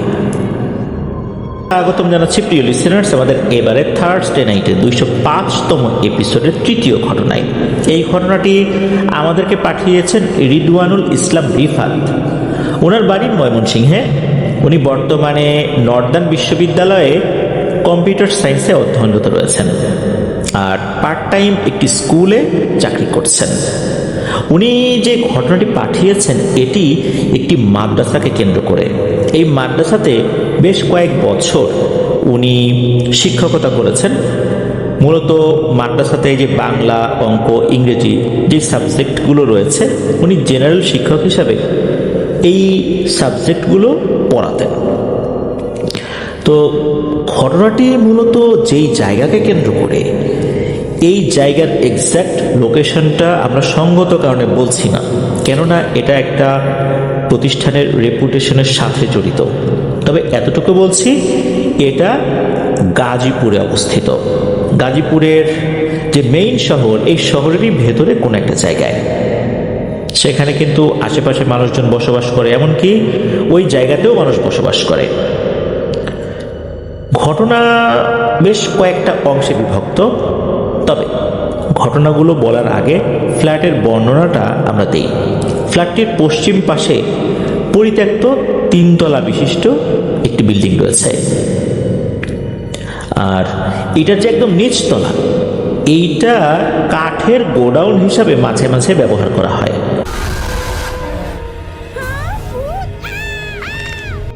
আসসালামু আলাইকুম। আমি যে ঘটনাটা আপনাদের মাঝে শেয়ার করতে চাচ্ছি, মূলত ঘটনাটা আমার নিজের সাথেই ঘটে গেছে। আমি সন্ধ্যাবেলা বাইরে যাই, কিছুক্ষণ ঘোরাঘুরি করে বাসায় আসি। আসার পরে হঠাৎ করে আমার মনে পড়ে যায় আমার বাসার সামনে এই 200-250 গজ দূরে একটা হাওর আছে। হাওর মানে নদীর মাঝে আমরা ওখানে কিন্তু মাছ মারি চটকা জাল দিয়ে। আমরা সেইভাবে সিস্টেম করে নিছি। আমি তখন রাত বাজে 9টা 9:30, মোবাইলটা হাতে নিয়ে আমি ওই জানের মধ্যে যাচ্ছি, 1 পা 2 পা করে আস্তে আস্তে চলে যাচ্ছি হাঁটতে হাঁটতে। সেদিন বিকেলে একটু বৃষ্টি হয়েছিল, মোটামুটি ভারী বৃষ্টি। আমি সেখানে যে দেখতে পাই জানের মধ্যে আমাদের যে কয়েকটা বন্ধুর মানে জাল মারা ঘাঁটি আছে, মাছ মারা, সেই জায়গায় শুধু বেশি বড় না, সর্বোচ্চ হলে জালটা 3 হাত হবে জাল। সে ঘাঁটিতে কে যেন পাতায় রাখছে। আমি গেলাম, যাওয়ার পরে জালটা একটা টান মারলাম। মারার মধ্যে মোটামুটি 8টা থেকে 10টা একবারে পুঁটি মাছ উঠছে, বড় বড়। আমি সেখানে মাছটা মানে থোয়ার মতো কোনো জায়গা পাচ্ছি না, মানে কচুরিপানা সরে সেখানে আমি মাছটা ধুয়ে ঢাইকে রাখলাম। তা এইভাবে আমি কিছুক্ষণ পর 4-5টা টান দিলাম। দেওয়ার পরে মোটামুটি কিছু মাছ আমি পাইলাম। পাওয়ার পরে আমি তখন চিন্তা করি চাঁদনি রাত, অনেক ভালো, সব কিছু দেখা যাচ্ছে। সেখানে আমি একা থাকলে কোনো সমস্যা হবে না, আমার এটা মনের ধারণা। তা আমি এই নিয়ে কিছুক্ষণ আসছিলাম সেখানে। 9:30 গেছি, 11টার দিকে আমি সেখানেও ছিলাম। তৎক্ষণে আমার এক বড় ভাই আসে লাইটার কোচ নিয়ে মাছ মারতে। সে আইসে আমার সাথে কিছুক্ষণ আড্ডা দেয়, কথা বলার পর সে আবার চলে যায়। আমি পরে সে জালটা টান দিলাম, একবারে 2টা শোল মাছ উঠেছিল আর একটা তেলাপিয়া মাছ উঠেছিল। তা আমার কেমন জানি লোভ ধরে গেল, মাছ এভাবে উঠলে তো আমি সারা রাত থাকতে পারবো। এইভাবে মাছ মারতে মারতে রাত প্রায় 1:30 2টা হয়ে যায়। চাঁদনি জল জল করে সব কিছু দেখা যাচ্ছে, আমাকেও অনেক ভালো লাগছে। এদিক মধ্যে সেই সময় বাতাস, সেই রকম বাতাস মানে শুরু হয়ে গেল। আস্তে আস্তে দেখি চতুর্পাশে মেঘ চাপিয়ে আসবার লাগছে, মোটামুটি অন্ধকার হয়ে আসবার লাগছে, আমি দেখতে পাচ্ছি। তখন আমি একটু ভয় পেলাম। মাঝে মাঝে বর্তমানকার আকাশ তো বিজলি চমকায়, ঠাডা পড়ে, আমি একাই সেখানে হয়তো থাকতে পারবো না। তারপরেও আমি মনে সাহস নিয়ে আসি। থাকার পরে সেই ঝড় তুফানে বৃষ্টি আসলো, আমি ভিজেই সেখানে জাল মোটামুটি টেনে মাছ মারবে লাগছে। হঠাৎ করে এমনভাবে একটা হাওয়া আসলো, এক ধাক্কায় আমাকে মনে হয় ফেলে দিয়ে চলে গেল। এইরকম আমাকে লাগলো। আমি তখন ভয়ে এমন আতঙ্ক হয়ে গেলাম, আমি চিন্তায় অবাক হয়ে গেলাম, আমি সেখান থেকে পালিয়ে আসবো না সেখানে দাঁড়িয়ে থাকবো না সেখানে মাছ মারবো। তখন যে জালটা সেখানে রাখছিল তাকেও মানে চিনি না, তাকেও জানি না কার জাল, হয়তো দেখলে বুঝতে পারতাম, তাকে ডাক দিয়ে তার জালটা দিতে পারতাম, সেটাও পাচ্ছি না। আর এপাশে মাছও উঠছে, আমার লোভও মানছে না। তো এভাবেই মানে ঝড় বৃষ্টির তলে আমি মাছ মারার পরে এক এক সময় দেখা যাচ্ছে পানির স্রোত কিছুটা হচ্ছে, তারপরে দেখি এমনভাবে পানির স্রোত হয়ে যাচ্ছে, আমার জালের টনি বাঁশ মনে হয় ভেঙ্গে চুরে পেছনের দিকে নিয়ে যাচ্ছে। আমি জালের ধরি, হাতেই ধরে আসি। আমি তখন চিন্তা করলাম আমার সাথে এটা কি হচ্ছে। আসলে এটা কি হচ্ছে। তা আমি কিন্তু কিছুদিন আগেও আমার এক নানুর কাছ থেকে শুনছি এই জায়গায় একটা অনেক ভারী বট গাছ ছিল। এই বট গাছে অনেক কিছু ভূত মাসান টাসান ছিল। তারা বলতো সন্ধে হলে সেখানে আসতো না। আমি তো সেই কথাটা তখন আমার মনে পড়ে যায়। তখন আমি আরও ভয়ে ভীতু হয়ে গেলাম। আসলেই এই গাছেরই কিছু এখানে আমার সাথে এইরকম ঘটনা ঘটাচ্ছে। তখন আমি নীরবভাবে জালের দড়ি পায়ে বেঁধে ওখানে বসে পড়লাম, আর চতুর্পাকে শুধু লক্ষ্য করি কেউ আসে কি না।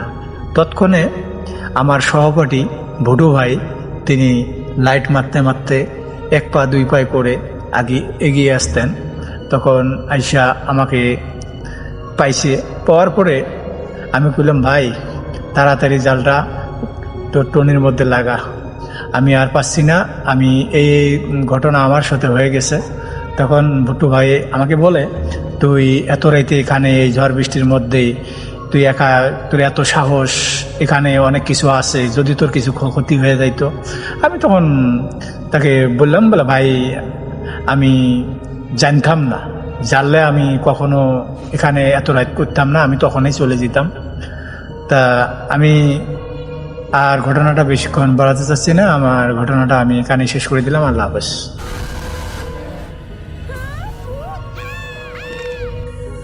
পূব পাশে 5 তলা বিশিষ্ট একটি বিল্ডিং, যার 4 তলা পর্যন্ত ব্যবহার করা হয়, আর এটার উত্তর পাশে কাছাকাছি জায়গাতেই 6 তলা বিশিষ্ট একটি পরিত্যক্ত গার্মেন্টস রয়েছে, আর এটা দক্ষিণ পাশে রাস্তা।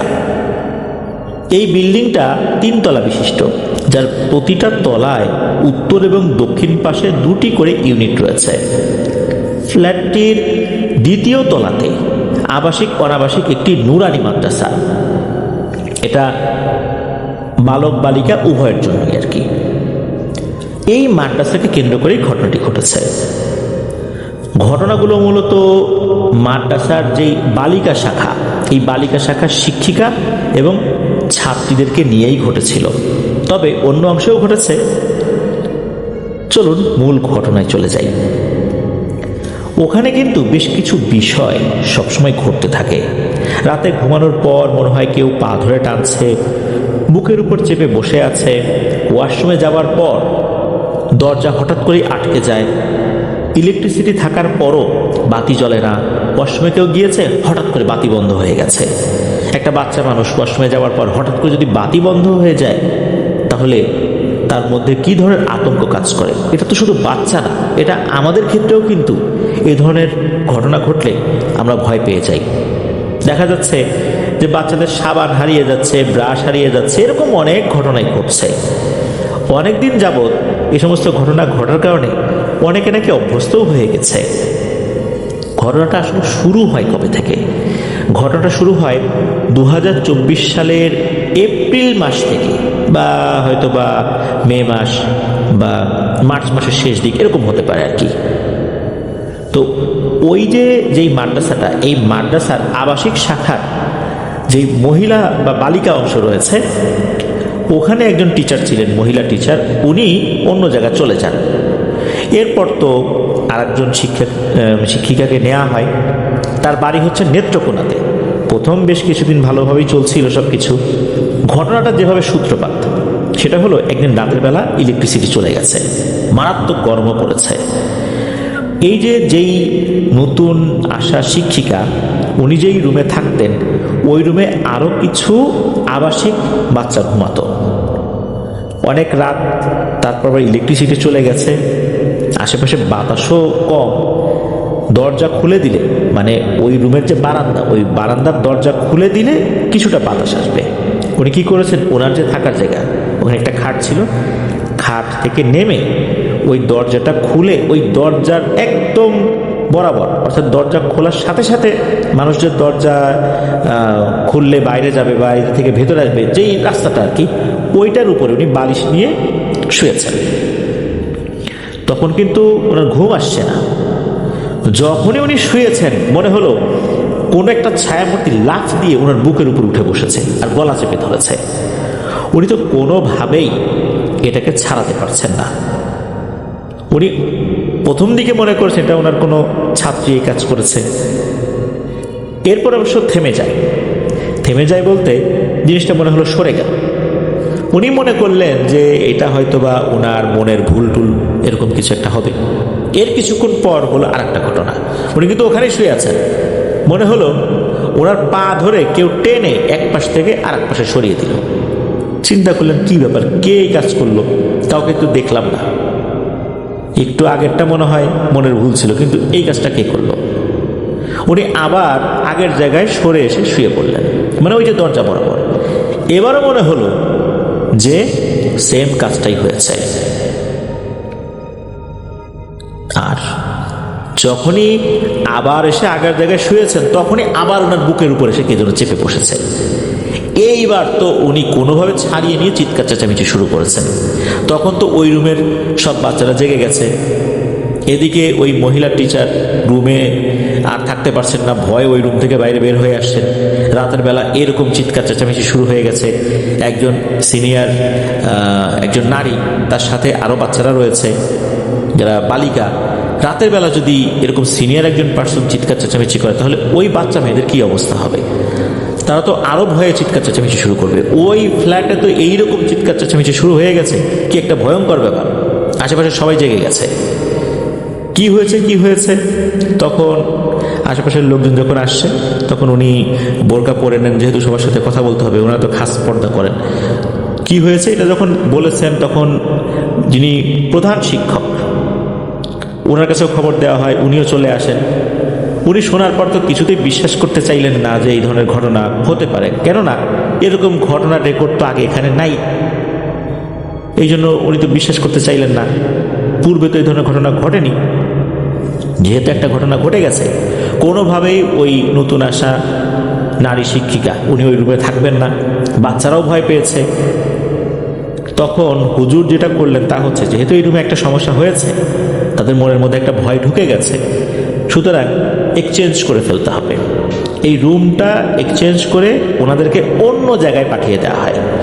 আর এই অংশটা একদমই ছেলেদের, বিশেষ করে বালক যারা আবাসিক ছিল এদেরকে দিয়ে দেওয়া হয়, আর ওনাদেরকে বালকদের যে শাখা ওই অংশে শিফট করা হয়। আর হুজুর নির্দেশনা দেন যে এইখানে যারা থাকবেন অবশ্যই দোয়া দুরূদ করে সবাইকে ঘুমাতে হবে। তো সেটাই করা হলো। ওই রুমটাতে একজন সহকারী শিক্ষক ছিলেন, তার সাথে আরও বেশ কয়েকজন ছাত্র ছিল আর কি। যেই রাতে ঘুমাতে গেছেন ওই রাতেই ঘটল সেম ঘটনা। এই যে সহকারী শিক্ষক, উনি কিন্তু দরজা খুলে দরজার ওই জায়গাতে আবার শোন নাই, উনি কিন্তু ওনার জায়গাতেই শুয়েছেন। রাত আনুমানিক 1টা কি 1:30টার দিকে ওনার কাছে মনে হলো কোন একটা কালো ছায়া ওনার বুকের উপর চেপে বসেছে, আর একদম বরফের মতো ঠান্ডা হাতে ওনার গলা টিপে ধরেছে। অনেকটা সময় ছটফট করার পর মনে হলো ওই কালো ছায়াটা কোথায় যেন মিলিয়ে গেল। উনি তো লাফ দিয়ে উঠেছেন।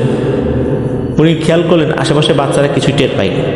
উনি বুঝতে পারলেন যে এখন যদি থাকি এবং আমি ঘুমিয়ে যাই, যদি আল্লাহ না করুক একটা বাচ্চার উপরে এই জিনিসটা চেপে বসে আর একটা দুর্ঘটনা ঘটে, এর দায় কে নেবে?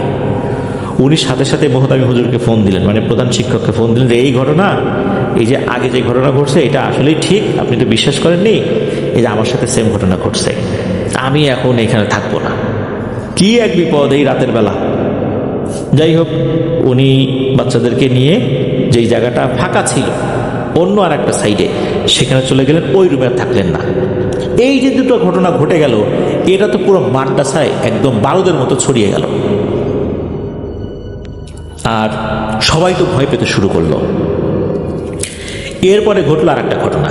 এটা ঘটেছে কিন্তু দিনের বেলাতে। এই যে বালিকা শাখা, এই বালিকা শাখার একটা বাচ্চা মেয়ে, সে ওয়াশরুমে ঢুকেছে দিনের বেলাতেই। ওয়াশরুমে সে যখন ঢুকেছে, ঢোকার পর মাত্র সে একটু ঘুরেছে, তখনই সে দেখে দরজা ভেদ করে একটা ছায়ামূর্তি ভেতরে ঢুকেছে, আর খপ করে তার গলা চেপে ধরেছে। শুধু গলা চেপে ধরেছে তা কিন্তু না, তাকে শূন্যে তুলে ফেলেছে।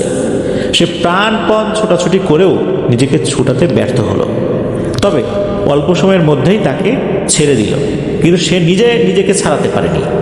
সে যখন ছাড়া পেল, সে তখন চিৎকার করতে শুরু করলো। এতক্ষণ কিন্তু সে চিৎকার করতে পারেনি। এইদিকে ওয়াশরুমের মধ্যে চিৎকার চেঁচামেচি হচ্ছে, বাইরে থেকে সবাই ধাক্কাধাক্কি করছে। এই মেয়েটা যে দরজা খুলবে এই সেন্সটাও তার মধ্যে কাজ করছিল না। যাক, একটা পর্যায়ে এসে সে দরজা খুলে দেয়। বাইরে অন্য বাচ্চারা, তার ভয়ার্ত চোখ, এরকম ভয় পেয়েছে, এটা দেখে তো অন্য বাচ্চারাও মারাত্মক ভয় পেয়েছে। দিন দুপুরে কি হয়ে গেল। এদিকে ওই মাদ্রাসার যিনি মোহতামিম বা অন্য যারা শিক্ষক ছিলেন বালক শাখায় বা বালিকা শাখায় যে শিক্ষিকা ছিলেন, ইনারা তো কেউই এই জিনে ধরার চিকিৎসা জানেন না। হুজুর পড়ে গেছেন এক মহাবিপদে। কি করি, এ তো সাংঘাতিক বিপদ, এতদিন তো ছিল না, হঠাৎ করে এই সমস্যা কেন হলো। উনি তো ওনার পরিচিত বিভিন্ন হুজুরদের সাথে কথা বলছেন যে এরকম সমস্যা, কি করি, আপনারা ভালো কোনো একজন হুজুরের সন্ধান দেন যিনি এই ধরনের সমস্যা সমাধান করতে পারে। ওনাদের জানা বিভিন্ন হুজুরদের নাম্বার দিচ্ছিলেন, তাদের সাথে যোগাযোগ করা হচ্ছে। তারা আসেন, যেই আসুক না কেন মাদ্রাসার চারপাশে বন্ধ করে দিত। অল্প কয়েকদিন ভালো যায়, আবার সেম ঘটনা শুরু হয়। এই সমস্যার কারণে ছাত্রীরা তো অসুস্থ হতে শুরু করে, বিশেষ করে ছাত্রীদের উপর এটার প্রভাবটা বেশি পড়েছিল। অনেকেই মাদ্রাসা ছেড়ে চলে যাচ্ছে। এই যে সমস্যাটা, এই সমস্যা একটা ভিন্ন মাত্রা লাভ করে যখন দিনের বেলাতে ভয়ঙ্কর একটা বাচ্চাকে সবাই দেখতে শুরু করে। সবাই কোরআন শরীফ পড়ছে বা তাদের নির্দিষ্ট পড়া পড়ছে, হঠাৎ করে দেখে কোত্থেকে একটা বাচ্চা চলে আসছে। বয়স 4 কি 5 বছর হবে। এর কপাল থেকে একদম মাথার পেছন অংশ, এই অংশটা ভেদ করে একটা রড ঢুকে বেরিয়ে গেছে এবং রডটাকে তো মাথার ভেতরেই আছে, এই পাশ থেকে বেরিয়ে আছে, ও পাশ থেকে বেরিয়ে আছে। এই বাচ্চাটাকে দেখে, বাচ্চাটা হাসেও না, কান্নাও করে না। সে কি করে, হঠাৎ করে কোনো একটা বাচ্চার সামনে নাকি চলে আসে। যার সামনে আসে সেই শুধু দেখে, অন্য কেউ দেখে না। যে দেখে এরকম একটা দৃশ্য দেখি তো চিৎকার চেঁচামেচি শুরু করে, অন্যরা তো কেউ দেখে না। সবাই চিৎকার চেঁচামেচি শুরু করলে এটা নাকি চলে যায়। এটা যে একজন দেখে তা কিন্তু না, হঠাৎ হঠাৎ করে এক একজন দেখে, আর একজন দেখলে অন্যরা কিন্তু দেখে না। কিন্তু যারাই দেখেছে সবার বর্ণনা কিন্তু একই রকম, একই জিনিস দেখেছে। তো এর মধ্যে ঘটার একটা ঘটনা, তা হচ্ছে এই যে বালিকা শাখার একজন শিক্ষিকা, উনি পড়াতে পড়াতে হঠাৎ করে নাকি বারান্দার গ্রিলের ওখানে চলে যেত, গ্রিল ধরে দাঁড়িয়ে থাকতো। এটার কারণ কি, এইটা উনি আসলে নিজেও বলতে পারতেন না। তবে উনি পরবর্তীতে জানিয়েছিলেন যে মনে হয় কেউ একজন ওনাকে আকর্ষণ করছে। উনি যখন চলে যান, উনি দেখেন যে এই ফ্ল্যাট বরাবর ওই পাশে যেখানে ওই যে পরিত্যক্ত গার্মেন্টসটা রয়েছে, ওইখানে কোনো একটা যুবক বয়স্ক বা যুবক বয়সী কোনো একটা পুরুষ লোক তার দিকে অপলক দৃষ্টিতে তাকিয়ে আছে। এটা উনি দেখতেন, কিন্তু ওনার দ্বারা তো ওখানে যাওয়াটা আসলে মানানসই হয় না। কারণ এই ধরনের মাদ্রাসাগুলোতে যারা শিক্ষিকা থাকেন তারা তো খাস পর্দা করেন, অন্যদের সামনে ওনারা যান না। কিন্তু হঠাৎ করে উনি ওইভাবে চলে যেতেন এবং উনি নিজেও বলতে পারতেন না ঘটনা কি হচ্ছে। ওনার ওরকম করে সেন্সই কাজ করতো না। উনি ঘুমের ঘোরে অনর্গল কোরআন তেলাওয়াত করছেন, তারপরে ঘুমের ভিতরে কান্নাকাটি করছেন। ছাত্রীরা তো ভয়ে তার পাশেই যেত না, দিনের বেলাতেই তার পাশে যেতে চাইতো না। ঘুমের ঘোরে উনি যে কি করতেন এটা আবার জাগার পর উনি কিছুই বলতে পারতেন না। ওই শিক্ষিকাকে শুধু রাতের বেলা না, দিনের বেলাতেও জিনে আসর করার মতো ঝামেলা শুরু হয়ে গেল। উনি তো অসুস্থ হয়ে পড়লেন। তখন মাদ্রাসা কর্তৃপক্ষ ওই শিক্ষিকার মা বাবাকে ডেকে তাদের মেয়েকে তাদের হাতে বুঝিয়ে দিয়ে মাদ্রাসা থেকে বিদায় দিলেন। কি আর করা, আর তো সমাধান ওনারা করতে পারছেন না। হুজুর ভাবলেন যে এই যে শিক্ষিকা, ইনার কারণেই হয়তো বা ঝামেলাটা হয়েছে। কারণ আগে যে শিক্ষিকা ছিলেন তিনি তো চলে গেছেন, কই তার সাথে তো কোনো কিছু হয়নি। এই শিক্ষিকা আসার পরে সমস্যা হয়েছে, নিশ্চয়ই ইনার সাথেই সমস্যা। কিন্তু নতুন আরেকজন শিক্ষিকা আসার পর তার সাথেও এই একই ঘটনা ঘটতে লাগলো। ওনার সাথে যখন কয়েকদিন এই ঘটনা ঘটেছে, উনি একদিন ব্যাগ গুছিয়ে নিয়ে কর্তৃপক্ষকে জানালেন যে উনি আর থাকতে পারছেন না, উনি চলে যাবেন। যে কয়েকদিন চাকরি করেছেন এটার বেতন দিতে চাইলে উনি বলেন যে বেতনও লাগবে না, আমি চলে যাব। মানে এমন একটা অবস্থা। এর মধ্যে আবাসিক স্টুডেন্টের সংখ্যা, মানে ছাত্রী সংখ্যা যেখানে ছিল প্রায় 40 থেকে 45 জন, সেখানে 15-16 জন এসে দাঁড়িয়েছে। আর আবাসিক ছাত্রীরা তারা তো ভয়ে থাকাই বাদ দিয়েছে, তারা অনাবাসিক হবে, মানে তারা আসবে পড়ে চলে যাবে, এখানে থাকবে না। এরকম একটা অবস্থায় মাদ্রাসার এহেন অবস্থায় মাদ্রাসার প্রধান শিক্ষকের একদম মাথা নষ্ট হবার জোগাড়। উনি সমানে ছুটে যাচ্ছেন কিভাবে এটার প্রতিকার করা যায়। মাদ্রাসায় ওনারা কোরআন তেলাওয়াত করছেন, সবসময় আমলের উপরে আছেন, তারপরও কেন এই সমস্যা এখানে শুরু হলো, প্রতিকার কেন হচ্ছে না। অনেক হুজুর আসছেন, কবিরাজও নিয়ে আসা হয়েছে, যারা মূলত হুজুর না কিন্তু কবিরাজি করেন, এনারা কোনো সমাধান করতে পারলেন না। কেউ কেউ তো এখানে এসে কাজ করতে পারবেন না, মানে কাজ শুরুই করেন নাই, চলে গেছেন এখান থেকে। শুধু অল্প কয়েকজন যে কাজটি করেছেন সেটা হলো মাদ্রাসার চারপাশে বন্ধ করে দিয়ে গেছেন। তবে কয়েকজন জানিয়েছেন যে এই মাদ্রাসার উত্তর পাশে যে পরিত্যক্ত গার্মেন্টস রয়েছে ওখানে নাকি 17 জনের মতো জিন বসবাস করে, যারা দূর থেকে প্রভাব বিস্তার করে। এদের মধ্যে কেউ বোবা, কেউ আবার নাকি অতিরিক্ত জেদি প্রকৃতির। এরপর থেকে শুরু হলো আর একটা ভয়ের ঘটনা।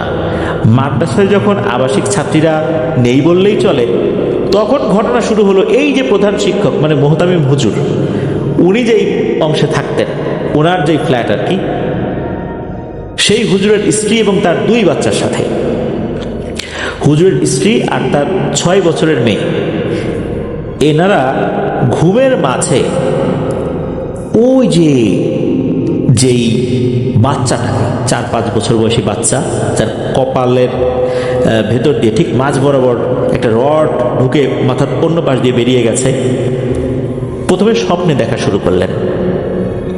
মাও দেখে, মেয়েও দেখে, পরে এমন একটা অবস্থা দিনের বেলাতেও দেখে। এই যে রডটা ঢুকে বেরিয়ে গেছে ওই দিক দিয়ে নাকি গল গল করে রক্তও পড়ে, কিন্তু এই রক্তটা মেঝেতে পড়তো না। ওই রক্ত যে কোথায় মিলিয়ে যেত কেউ বলতে পারে, তবে রক্ত পড়ছে। আর ওনারা নাকি আর একটা জিনিস দেখতে শুরু করলেন, একটা কালো বিড়াল বেলকনির দরজা ভেদ করে ডাইনিং রুমে ঢুকে, ডাইনিং রুমের ওই পাশের একটা দরজা আছে, এইটা ভেদ করে চলে যায়। কিচেন রুমে রান্না করতে গেলে মনে হতো কেউ একজন ঠান্ডা হাতে ঘাড়ের উপর চাপ দিয়ে ধরেছে। এমন একটা অবস্থা হলো যে আসলে ওখানে থাকাই একটা বড় ধরনের একটা রিস্কি ব্যাপার হয়ে গেল। এই যে কালো বিড়ালটা, এই বিড়ালটা নাকি এই যে রিদওয়ানুল ইসলাম রিফাত ভাই, উনি নিজেও 3 থেকে 4 বার দেখেছেন। গভীর রাতে সবাই যখন শুয়ে পড়ে তখন এটা দেখে, দিনের বেলাতে খুব একটা দেখা যায় না। এই রিফাত ভাইয়ের সাথেও একটি ঘটনা ঘটেছিল। এই যে ওই বিল্ডিংয়ের ছাদটা, এই ছাদটা সবার জন্য উন্মুক্ত থাকলেও ওই মাদ্রাসার যারা নারী সদস্য রয়েছেন তারা সাধারণত ওখানে আসেন না। গরমের সময় সন্ধ্যা থেকে রাত 10টা থেকে 10:30 পর্যন্ত একাকী বসে থাকা, প্রয়োজনে কারোর সাথে ফোনে কথা বলা, এগুলো কিন্তু এই যে রিফাত ভাই করতেন। এমনই একদিন রাতের বেলা ইলেকট্রিসিটি চলে যাওয়ার পর, রাত 9টার পর 9:30 কি 10:15 বাজে এরকম একটা সময় আর কি, উনি ছাদে গিয়েছেন। ছাদে ওই সময় অনেক বাতাস হচ্ছিল, বেশ ঠান্ডা একটা পরিবেশ। উনি ওখানে শুয়ে পড়েছেন। কিছুক্ষণ পর মনে হলো ছাদের যে অংশে মহিলা শাখা আর কি, মানে ছাদের ঠিক ইমিডিয়েট নিচে যদি চিন্তা করি যেই অংশে মহিলা শাখা পড়ে আর কি, ওই অংশের রেলিংয়ের উপরে কেউ একজন বসে আছে। মনে হচ্ছে সে বোরকা পরা, চুলগুলো খুলে দেয়া, একটা নারী অবয়ব বসে আছে। উনি চিন্তা করলেন যে কি ব্যাপার, এইখানে এই সিচুয়েশনে তো কারো বসে থাকার কথা না। মাদ্রাসার কোনো ছাত্রী বা কোনো শিক্ষিকারও এখানে আসা তো অসম্ভব, এইখানে কে? উনি এরকম দেখতে দেখতে চোখের পলক ওই জিনিসটা কিন্তু ভ্যানিশ হয়ে গেল। তখন দ্রুত উনি ওইখান থেকে আবার রুমে চলে আসেন। কিসের কি গরম, বাইরের এই ঠান্ডা পরিবেশ থেকে ভেতরে গরম ভালো, এই চিন্তা করে উনি চলে আসলেন। তো এরকম ঘটনা ওখানে অহরহ হয়েছে। যাই হোক, এখনো কিন্তু সমস্যাটা রয়ে গেছে নাকি। উনি জানুয়ারি মাসের মানে 2026 সালে জানুয়ারি মাসের 3 তারিখে মাদ্রাসার চাকরিটা ছেড়ে দিয়েছিলেন। এরপর তো উনি পার্ট টাইম আর একটা কাজ করছেন, শিক্ষকতা করছেন। ওই মাদ্রাসার 2 জন শিক্ষক পুরুষ শিক্ষক, যারা এই ঘটনাগুলো জানেন এবং সামনে থেকে দেখেছেন, এমন দুজনের ফেসবুক আইডির লিঙ্কও কিন্তু এই রিফাত ভাই আমাদেরকে পাঠিয়েছেন। মাদ্রাসাটি এখনও রয়েছে, তবে এই সমস্যার সমাধান হয়নি। আসল রহস্যটা কি এটা কেউ বলতে পারছে না। আসল রহস্য কি ওই দ্বিতীয় শিক্ষিকা আসার পর, নাকি এমনিতেই এই সমস্যাটা তৈরি হয়েছে, এটা কেউ বলতে পারছে না। এক একজন এক এক ধরনের কথা বলে। আর ওই যে পরিত্যক্ত গার্মেন্টসের বিষয়টাই বেশ কয়েকজন এসে একই ধরনের কথা বলেছে। তাছাড়া এক একজন এক এক ধরনের কথা বলে। সমস্যার সমাধান কিন্তু এখনো হয়নি। প্রিয় লিসেনার্স, আসলে একটা শিক্ষা প্রতিষ্ঠানে যদি এই ধরনের সমস্যা তৈরি হয়ে যায়, এটা যে ওই শিক্ষা প্রতিষ্ঠানের প্রধান বা এর সাথে সংশ্লিষ্ট আরও যারা রয়েছেন, কর্তৃপক্ষ রয়েছেন, তাদের জন্য কী ধরনের একটা পেরেশানি বা মাথা ব্যথার কারণ, এটা আসলে বলে বোঝানো যাবে না। আর যাদের সাথে ঘটে তাদের কথা তো বাদই দিলাম, ওনাদের জীবনটা তো একদম নরকের মতো হয়ে যায়। কি ভয়ঙ্কর ব্যাপার একবার চিন্তা করুন। একটি মাদ্রাসা যেখানে আমল হচ্ছে, কোরআন তেলাওয়াত হচ্ছে, সেখানেও এসে উৎপাত শুরু হয়ে গেছে। আসলে এরা যখন একবার কোথাও উৎপাত শুরু করে, এদেরকে থামিয়ে রাখা অত্যন্ত কঠিন। কিছুদিন ভালো থাকে, আবার শুরু হয়ে যায়। ওরা ওই বন্ধনীটা কেটে ফেলে। এই বিষয়ে প্রিয় লিসেনার্স, আপনাদের কাছে কি মনে হয়? কেন এই সমস্যাটা চলছেই, থামানো যাচ্ছে না? হিসাব অনুযায়ী যেখানে কোরআন তেলাওয়াত হয় ওখানে কিন্তু এই ধরনের সমস্যা থাকার কথা না, তবুও প্রতিনিয়ত কেন এই সমস্যা চলছে? আপনাদের জানা থাকলে কিন্তু আমাদেরকে ফেসবুক গ্রুপে পোস্ট করে জানাতে পারেন, এছাড়া কমেন্ট করেও জানাতে পারেন। ধন্যবাদ জানাচ্ছি রিফাত ভাইকে।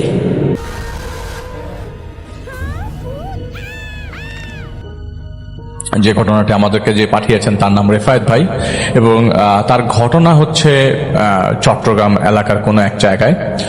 এবং এইটা উনি ঘটনাটা কালেক্ট করে, তিনি আল্লাহর রাস্তায় ছিলেন যতদিন, কিছুদিনের জন্য ওই এলাকায়, তখন তিনি এই ঘটনাটার সম্মুখীন হয় এবং এই ঘটনাটার একটা বিহিত করে আসেন। রেফাত ভাই সেখানে যাওয়ার পর ওই এলাকা সম্বন্ধে যেটা বলেছেন, যে এলাকাটা এতটাই অজপাড়াগা ছিল তা বোঝানো যাবে না। ইভেন বাথরুমের জন্য মসজিদ থেকে যেতে নাকি কমপক্ষে 5 মিনিটের রাস্তা হাঁটতে হতো। এক জায়গা থেকে আরেক জায়গায় যাওয়ার যোগাযোগ ব্যবস্থা ছিল খুব খারাপ। মেইন রোড থেকে নৌকা দিয়ে পায়ে হেঁটে সেই মসজিদ, এবং মসজিদে তারা এরকম ভাবে যে এরকম মসজিদে 12 দিনের মতো থাকবে, এরপর আরো একটা মসজিদে যেতে হবে ওই এলাকারই। কিন্তু রাস্তাঘাটের যে বেহাল দশা, তাতে হেঁটে যাওয়া ছাড়া কোনো উপায় নাই। সেটা 2000 সালের ঘটনা। ইভেন ওইখানের যেসব বাড়িঘরগুলো ছিল, সেই বাড়িঘরগুলোতেও সাঁকো দিয়ে পার হয়ে যেতে হতো, এরকম আর কি। রাস্তা নাই, সরাসরি ঢুকে যেতে পারবেন না একটা বাড়িতে। সে এলাকায় ইউনিয়ন পরিষদের একটা হসপিটাল ছিল। সেই হসপিটালটা রেফাত ভাই নিজেও দেখেছেন কয়েকবার, ওই মসজিদে যাওয়া আসার সময় একদম কাছাকাছি। তো সেখানকার মসজিদে থাকা অবস্থায় তিনি একজন লোককে প্রায় দেখতেন, মসজিদে বসে আছে, না হলে শুয়ে আছে, আবার আসরের ওয়াক্তে চলে যাচ্ছে, আসরের নামাজ পড়ে। এরপরে মাগরিব এবং ঈশার ওয়াক্তে তিনি আর আসতেন না, আবার ফজরের ওয়াক্তে আসতেন। তিনি যতক্ষণ মসজিদে থাকতেন, রেফাত ভাই লক্ষ্য করতেন মসজিদের ওযুখানার পেছনের দেয়ালে একজন বসে আছে। বসে থাকা অবস্থায় তার মুখটা যতটুকু বোঝা যাচ্ছে যে পুরাটাই ঢাকা, কোনো অংশই চেহারা বোঝা যাচ্ছে না। ওই মসজিদে যাওয়ার মসজিদে রেফায়েত ভাইরা যাওয়ার দ্বিতীয় দিনে তিনি দেখতে পান এই দৃশ্য। এমন না অন্য কেউ দেখতে পাচ্ছে।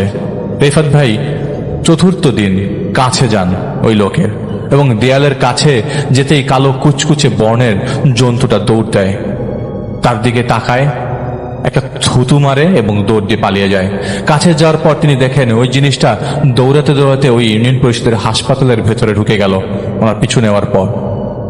আর কয়েকদিনে এতটুকু বুঝে গেছেন যে ওই জিনিসটা দেওয়ালে উঠে এসে বসে, না হলে বাউন্ডারির আশেপাশে ঘুরপাক করতে থাকে যখন ওই লোকটা মসজিদে থাকে। ওই মসজিদে থাকা অবস্থায় চতুর্থ দিন তিনি জানলেন মসজিদে প্রায় 12 থেকে 15 দিন থাকা হয়ে যাবে, থাকা হবে আর কি। তিনি আরো একজনের কাছে ইসলামের ব্যাপারে তালিম করছেন। তো মাগরিবের পরে করছিলেন। ওই সময় ওই মাগরিবের ওয়াক্তে কিছু বিষয় নিয়ে কথা বলছিলেন। এর মধ্যে একটা কথা, এই হাসপাতালের কি কোনো সমস্যা আছে নাকি তিনি জিজ্ঞেস করেন কথা শেষে। তিনি যেই না এটা বললেন, তিনি দেখলেন একতলা ইউনিয়ন পরিষদের এই হাসপাতালের ছাদে কে যেন হাঁটছে, ওই লোকের সাথে কথা বলা অবস্থায়। অথচ এই হাসপাতালের ছাদে কোনোভাবেই মানুষ উঠতে পারবে না মই ছাড়া। অথচ যে হাঁটছে সে স্বাভাবিকভাবে মানুষের মতো হাঁটছে না, মনে হচ্ছে কোন একটা হিংস্র ভাল্লুক যেভাবে দৌড়াতে থাকে সেভাবে দৌড়াচ্ছে। তিনি বুঝলেন ওইখানে প্রবলেম আছে। তিনি তার সাথীদেরও আগে সতর্ক করে দিলেন যে এইখান দিয়ে যাওয়ার সময় যেন সাবধানতা অবলম্বন করা হয় রাতের বেলা। এবং সবাই যেহেতু আল্লাহ রাস্তায় আছে তাই তাই কেমন একটা গুরুত্ব দেয় না। তো সেই লোকের সাথে কথায় আসা যাক। সেই লোক বলে এখানে প্রায় সময়ে একজন লোককে দেখবেন শুয়ে বসে থাকে, ওনাকে খানা খেতে ডাকলে আসবে না। তিনি খাওয়া দাওয়া কি করেন বোঝা না গেলেও কেউ কোনো খাওয়া দিলে তিনি খান না। ওই লোক সব সময় হসপিটালের ভেতর থেকে এবং ওনার পরিবারের কেউ নাই, এই আছে কিন্তু এখানে কেউ থাকে না, আর এই লোকটা থাকে হাসপাতালের ভেতর। ঘটনাটা কি? তিনি শুধু একটাই কথা বলেন, ওনাকে অনেক কবিরাজ দেখানো হয়েছে, কেউ কিছু করতে পারে নাই, কেউ কোনো চিকিৎসা করতে পারে নাই। ওনার ছেলে আছে, ছেলের বউ আছে, পাশেই থাকে, এখান থেকে খুব বেশি দূরে না, তারা এক্স্যাক্ট পরামর্শ দিতে পারবে। লোকটার প্রতি রেফায়েত ভাইয়ের মায়া হয়ে যায়। রেফায়েত ভাই ওই দিন রাত 2টার দিকে তাহাজ্জুদে বসেন এবং তার হুজুরকে ডাকেন। তার হুজুর অনেকক্ষণ পরে আসে এবং বলে, দেখো তুমি যদি কোনো কাজে জড়াতে চাও আমরা মানা করব না, তবে আমি বুঝতে পেরেছি তুমি হসপিটালে ওই হাসপাতালে যেতে চাচ্ছ, ওই বাড়িতে যেতে চাচ্ছ, তুমি ভালো বুঝবে তুমি কি করবে। এবং শুধু একটা কথা বলতে চাই, যাই করো বুঝে শুনে করো, করতে করতে অনেক কিছু বুঝে যাবে, তখন পেছনে ফিরে তাকিও না। যখন সামনে গিয়ে যাবে আর পেছনে তাকাবে না, শেষ করেই বের হবে। তবে সাবধানতা অবলম্বন করবে, কারণ মৃত্যুর ঝুঁকি রাতের ঘুমানোর মধ্যেও আছে। তো রেফাত ভাই বুঝে গেলেন ওনার ওস্তাদ কি বলল। তো রেফাত ভাই ফজরের আগে তাহাজ্জুদ নরমালি অনেক সময় নিয়ে পড়েন, কিন্তু সেদিন তিনি অল্প সময়ে তাহাজ্জুদ পড়ে সেই হাসপাতালের কাছে যান। গিয়ে দেখতে পান হাসপাতালের চারিপাশে ময়লা আবর্জনা, হাসপাতালের ভেতরে কেমন একটা ঘুম ঘুম শব্দ, এবং শব্দের বাইরে থেকে বুঝাই যাচ্ছে হাসপাতালের দেয়াল থেকে আসছে পটকা গন্ধ। এমন সময় ভিতর থেকে আসছে অনেক বাজে দুর্গন্ধ। তিনি হসপিটালে তখনও প্রবেশ করেন নাই, কিন্তু বাইরে থেকে ভেতরে ফিসফিস শব্দ শুনতে পাচ্ছেন। এই ফিসফিস শব্দে এতটাই ইকো হচ্ছে যে রেফায়েত ভাইয়ের মাথা ধরে যাচ্ছে। এরকম ভাবে আসছে যে সাধারণ মানুষ এই শব্দ বুঝবে না, শুধু রেফায়েত ভাই বুঝছে যে ফিসফিস শব্দ আসছে। তো ফিসফিস শব্দ এরকম ভাবে আসছে, এই নে খা, এই নে খা। তিনি ভেতরে ঢোকার সময় টর্চ লাইট জ্বালান, এরপর টর্চ লাইট বন্ধ করে দেন। ঢোকার পর তিনি দোয়া পরে তার শরীর বন্ধ করে ফেলেন। ভেতরে ঢুকতেই তিনি দেখেন কিছু কাঁচা মাছ পড়ে আছে এদিক সেদিক, মাছের আঁশ পড়ে আছে, আস্তে একটা গন্ধ আসছে। দেখে দেয়াল থেকে বেরিয়ে যা শব্দ আসছে, জোরে জোরে হাসার শব্দ আসছে, অনেক কান্নার শব্দ আসছে। উনি বললেন সিজোফ্রেনিয়া রোগীরা এরকম ফিসফিস শব্দ শুনে থাকে। তিনি যত ভেতরে ঢুকতে থাকেন ততই চিৎকার শুনতে থাকেন, মনে হচ্ছে বন্দি অবস্থায় অনেকেই চিৎকার করছে, চিৎকার করতে করতে মেরে ফেলবে রেফায়েত ভাইকে, এরকম অবস্থা। এই মিলিয়ে এরকম তার 6 জায়গায় ফিল হলো। এর আগেও তিনি এরকম বহু জায়গায় ঢুকেছেন। তিনি বুঝলেন জায়গাটাতে কিছু আছে। এই বুঝতে বুঝতে রেফায়েত ভাইয়ের শরীরের পাশ থেকে কিছু একটা গেল, মনে হচ্ছে তাকে ভেদ করে চলে গেল, এবং একটা না অনেকগুলা ভেদ করে পাশের রুমে ঢুকে গেল। তিনি দেখলেন রুমের ভিতরে 7-8 জন কুচকুচে বর্ণের মানুষ, অন্ধকার রুম, চাঁদের আলোতে অনেকটুক স্পষ্ট। ওদের অন্ধকার যেন চাঁদের আলোকেও হার মানায়। অনেকগুলো মাছ পড়ে আছে মেঝেতে, আর সেই লোকটা মাছগুলো খাচ্ছে। সেই লোক, যে লোকটা মসজিদে নামাজ পড়তে আসে, সেই লোকটা কাঁচা মাছ খাওয়া অবস্থায় অনেক জোরে জোরে হাসছে আর কথা বলছে। কথার ভেতর থেকে যে আসছে সেটা যে ওনার ভয়েস না, এটা বোঝা গেল। তুই এখানে এসছিস কেন? নিজের বিপদকে নিজে ডাকতে চাস? তোর সাথে আমাদের কোনো সম্পর্ক নাই। ও আমাদের শিকার, এমন কিছু করিস না যাতে তোর ঘাড়ও মটকে যায় আর এই হারামির ঘাড়ও মটকে যায়। ও আমরা না থাকলেই নামাজে যায়, ওকে জ্যান্ত পুঁতে ফেলবো কয়েকদিনের মধ্যে, চিন্তা করিস না, এইখানেই কবর করে ওর কবর হবে, তখন তো তুই থাকবিও না, এখন আসছিস কেন, বাঁচাতে আসছিস নাকি? এই বলতে রেফাত ভাই সেখান থেকে বেরিয়ে যান। আর বেশিক্ষণ থাকলেন না সেখানে। বের হতে তিনি পেছনে লক্ষ্য করে দেখেন জানালা ধরে অনেকে বসে আছে এবং কান্নার শব্দ আসছে, মনে হচ্ছে বিড়াল ঝগড়া করা অবস্থায় যেসব কান্নার শব্দ, সেই কান্নার সবগুলো ইকো হয়ে আসছে। তিনি বুঝলেন এখানে ঝামেলাটা ডিফারেন্ট, জানা দরকার। কে আছে এখানে, তাকে এই বিষয়ে বলতে পারবেন। তিনি সেই লোককে পরের দিন আবারও বলেন ঘটনাটা কি, এই আশেপাশে আপনারা কি কেউ ঢোকেন না, এই হাসপাতালের ভেতরে ঢোকেন না, উনি যে ভেতরে থাকে খেয়াল করেন নাই? তখন সেই লোক বলে যে ভাই, আমরা বহুবার চেষ্টা করেছি ওনাকে অনেকবার আনার জন্য, উনি মসজিদেই আসেন মাঝে মাঝে, তবে এখানে গেলে বাজে বাজে গালি দেয়, থুতু দেয়, ছুতু মারে, ওখানে ওনাকে সবাই পাগল বলে, উনি ওইখান থেকে বেরও হন না, এখন ওখান থেকে বের করার দায়িত্ব কেউ নিতেও চায় না। তখন রেফাত ভাই বলেন আসল ঘটনাটা কার কাছে জানা যাবে? রেফাত ভাই চাইলে ঘটনা আগে থেকেই বের করে ফেলতে পারতেন, কিন্তু তিনি ওস্তাদদেরকে জিজ্ঞেস করেন নাই, তিনি চেয়েছেন তিনি ঘটনাটা জানুক। তার ওস্তাদের সাথে সাথেই তা এবং সবকিছু যে সাথে সাথেই বলে ফেলেন তাও কিন্তু না। তিনি খবর নিলেন এবং এইখানে তার ছেলে থাকে, ছোট ছেলে, বড় ছেলে কথা বলতে চায় না এই বিষয়ে, ছোট ছেলে তার ভিটা বাড়িতেই থাকে। তখন ছোট ছেলেকে পাওয়া যায় খেতে কাজ করছিলেন, উনি কৃষক আর কি, তিনি অন্যের জমিতে কাজ করছিলেন। কাজ করার পর আসরের ওয়াক্ত হয়ে যায়, সেখানে রেফাত ভাই নামাজ আদায় করেন এবং তিনি তার কাছে জানতে চায় আসলে ঘটনাটা কি, তার বাবা ওখানে কেন, কি এমন হয়েছিল ওখানে থাকতে হলো। প্রথমে কিছু না বলতে চাইলে পরে ইতস্তত বোধ করে সেই ছোট ছেলে পরে বলে সবকিছু। সেদিন রাত ছিল রোজার ঈদের 7 দিনের রাত এবং রেফাত ভাই কিন্তু তাকে আশ্বস্ত করেছে যে তিনি কিছু একটা করতে চান তার জন্য। তো সেদিন ছিল, এটা তার ছোট ছেলের ঘটনা, তিনি বলছেন সেদিন ছিল রোজার ঈদের পরে 7 দিন চলে, 7ম দিন আর কি, সবাই ঘুমাচ্ছে। তখন তার বাবা, তার মা, তিনি তার ভাইয়ের বউ ছিল বাড়িতে, সবাই মিলে একসাথে থাকতো। এখন তার ভাই চরে ঘর তুলেছে, সেখানে থাকে, তাদের জমিতেই থাকে, আর এই বাড়িতে তিনি থাকেন, আর কেউ থাকে না। তো বলে সেদিন রাতের ঘরের সবাই এদিক সেদিক ছোটাছুটি শুরু করে, কারণ তার মার শ্বাসকষ্ট শুরু হয়। তার মার অ্যাজমা ছিল। তখন 3টা বাজে, 3-4 বছর আগের ঘটনা। তার বাবা তখন তার মাকে অসুস্থ অবস্থায় ঢাকায় আনার পরিকল্পনা চলছিল। এমন সময় ঘরের মধ্যে 4 জন লোক প্রবেশ করে। হঠাৎ করে আপনি যদি আপনার পরিবারের কাউকে এরকম মর্মান্তিক অবস্থায় দেখতে পান এবং ওই সময় যদি অদৃশ্য বস্তু টাইপের 4 জন আপনাদের ঘরে প্রবেশ করে, আপনি কি ফিল করবেন? এদেরকে কখনো কেউ দেখে নাই, তারা চুপ করে তাদের চারপাশে দাঁড়িয়ে থাকে আর চারিপাশ থেকে শব্দ আসতে থাকে। ঘরের বিছানাটা ভেঙে পড়ে যায়, ওনারা ভয় পেয়ে যায়। তার মার অবস্থা আরো খারাপ হতে থাকে। তারা সবকিছু বাদ দিয়ে রাতের বেলা ভ্যান নিয়ে সেখান থেকে বের হয়ে পড়েন, কিন্তু ভ্যান যতই সামনে যায় সেই ভ্যান আর এগোয় না। ভ্যান নিয়ে অ্যাটলিস্ট নৌকা ঘাট পর্যন্ত অনেক কষ্টে যাওয়া যায়, তাও অনেক সময় পার হয়ে যায়। তার ভাই ছিল সাথে, তার ভাইয়ের বউ ছিল বাড়িতে। তার ভাইও অনেক কষ্ট করে, কিন্তু কোনো কাজের কাজ হয় না। তারা রাস্তার মাঝেই মারা যায়। তার মা, তারা তখন কাঁদছিল, কিন্তু তাদের আশেপাশে কেউ ছিল না যারা খুব তাড়াতাড়ি মুভ করছিল। তার বাবা কাঁদতে কাঁদতে হঠাৎ চোখ মুখ উল্টে পড়ে যায়। মাকে সামলাবে না বাবাকে। ইউনিয়ন পরিষদের সেই হাসপাতালের সেই ছোট্ট হাসপাতালটা খুব বেশি বড় ছিল না, সেই ছোট্ট হাসপাতালের একজন ডাক্তার রেগুলারলি এসে বসতো, সেই ডাক্তারও ছিল। সেই ডাক্তার বলেন যে এখন আর কিছু করার নাই, তিনি মারা গেছেন। রাস্তায় ধুলে পড়েন তিনি, তার ছোট ছেলে।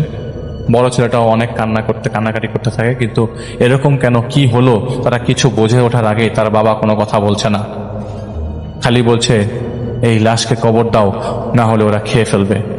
এই লাশ তাড়াতাড়ি কবর দাও, না হলে ওরা খেয়ে ফেলবে। যাই হোক, বাবার এইসবকে তারা তেমন একটা পাত্তা দেয়নি এই মুহূর্তে।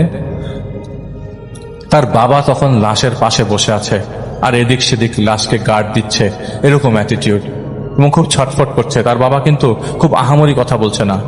তারা বুঝছেন যে বাবা পাগলের মতো হয়ে যাচ্ছে। আসলে তার বাবার যে কি হয়েছে সেটা তারা বুঝতে পারছেন না, বুঝতে পারেনও নেই তখন। তখন ফজরের আজান শেষ হওয়া মাত্র তারা লক্ষ্য করে 2 জন ছোট ছোট বামন সাইজের লোক তাদের ঘর থেকে বের হয়ে লাশের খাটিয়ার চারপাশে ঘুরপাক খাচ্ছে। খুব জোরে জোরে ঘুরছে, মনে হচ্ছে আনন্দে ঘুরছে। এটা শুধু ছোট ছেলে আর তার বাবা যে দেখেছিল তাদের মুভমেন্ট। তার বাবার মাথা নাড়ানোতে বোঝা যাচ্ছিল যে তার বাবা তাদের মুভমেন্টটা দেখতে পাচ্ছে, কিন্তু তার বড় ভাই আর কেউ মানে আশেপাশের লোকজন যারা ছিল ওই মুহূর্তে তারা কেউ দেখছিল না। ছোট ভাই হিসেবে তিনি বুঝতে পারলেন কোনো খারাপ কিছু পাল্লায় পড়েছে তারা। তার বাবা তখনও বলে যাচ্ছে তাড়াতাড়ি তাড়াতাড়ি কবরে নামাতে হবে, তাড়াতাড়ি কবরে নামাতে হবে। তো সকাল 10টা হয়ে যায় কবর দিতে দিতে। জানাজা পড়ে কবরে তার মাকে নামানোর পরে কবর দেওয়া হয়। কবর দিয়ে চলে আসার পর কবরস্থানের বাউন্ডারির পাশে কয়েকটা কুকুরকে দেখতে পায় তারা, আর কিছু না। এলাকার লোকজন ছিল সবাই সবার মতো তাদেরকে সান্ত্বনা দিয়ে যে যার বাড়িতে চলে যায়। সন্ধ্যার মধ্যে সবাই চলে যায়। বাড়িতে তারা কয়েকজন মানুষ ছিল। তার বাবার বেশ সম্পত্তি ছিল। তার বাবা মেন্টালি ভেঙে পড়েছে, পড়েছেন সবাই তাই বলছে। কিন্তু সেদিন রাতের বেলা রাত 1টার দিকে তার বাবা বলে, আমারে মাছ দে, আমাকে মাছ দে। কিভাবে দিবি আমি জানি না, আমারে মাছ দে। তো তার বাবাকে মাছের তরকারি দেওয়া হয়। তখন সে বলতে থাকে, না, আমার কাঁচা মাছ দে, আর সর আমার সামনে থেকে।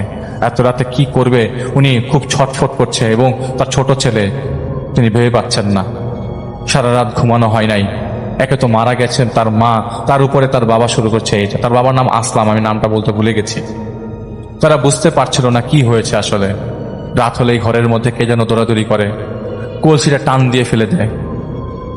এই মিলে 2টা কলসি ভেঙে চুরমার। ঘরের সিলিংয়ে ধরে কে যেন নড়তে থাকে। হাসির শব্দ চারিপাশ থেকে, ফিস ফিস শব্দ আসতে থাকে। তার বাবা যখনই হাসির শব্দ আসতো তার বাবা তখনই অনেক হাসতো। তিনি বুঝলেন যে অবস্থা এখন আর নর্মাল নেই। তার বাবাকে জিনে ধরলো নাকি। তখন গ্রামের এক মুরব্বীকে মুরব্বীর কাছে তার বাবাকে নিয়ে যান। তিনি ঝাড়ফুঁক করেন, এলাকার লোকজন জানে। নাকের সামনে মরিচ ধরে তাকে অনেক চেষ্টা করে, কিন্তু কিছুতেই সে কথা বলছে না, কিছুতেই কোনো কথা আসছে না। তাকে এক ঘরে আটকে রাখার মতো অবস্থা আসলো।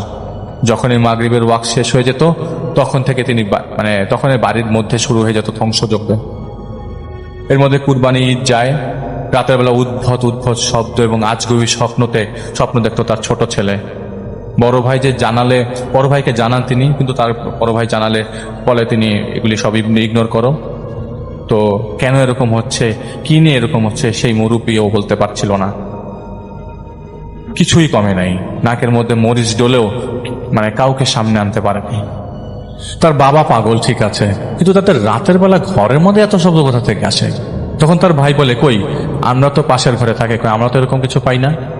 এলাকার চেয়ারম্যান তখন বলে, দেখ, তোর বাবাকে নিয়ে যে একটা জায়গায়, ওইখানে গেলে একটা সমাধান পাবি। তখন তার বাবাকে নেওয়া হয়। সেই বাড়িতে ঢোকার আগেই তার বাবা অজ্ঞান হয়ে যায়। তার বাবাকে আরেকটা জায়গায় নিয়ে যায় দেখানোর জন্য। তো সেই বাড়িতে ঢোকার আগে তার বাবা অজ্ঞান হয়ে যায়। সেই জ্ঞান হারিয়েছে, পরের আর ওখানে গিয়ে কোনো কাজ হয় না। তার বাবাকে রেখেই তিনি এবারও আবারও সেই হুজুরের কাছে যায়, যে হুজুরের কাছে নিয়ে যাওয়া হয়। হুজুর বলে, দেখেন, আমরা যাই করি না কেন এটা কিছু করার নাই। আপনার বাবাকে কেউ ক্ষতি করে ফেলেছে। এই ক্ষতিটা এই তাবিজটা দিয়ে দেখতে পারেন। উনি একটা তাবিজ দেন। আপনার বাবা তো নামাজি, তাই পুরোপুরি করতে পারে নাই, পুরোপুরি তাবিজ করতে পারে নাই, তবে পুরোপুরি করে ফেলবে খুব শিগগিরই। তিনি তখনই তার বাবাকে বাড়িতে নিয়ে আসেন। এদিকে বাড়িতে নিয়ে আসার পর তার বড় ভাই জমা নিয়ে বসেন। তার বাবার কোনো হদিস নাই। তিনি ছোট ভাই আর এলাকার লোকজন দিয়ে বসিয়েছেন, কি আর করার, তিনিও বসেন। জায়গা জমির ভাগাভাগি হয়ে যায়। সেদিন ছিল শুক্রবার।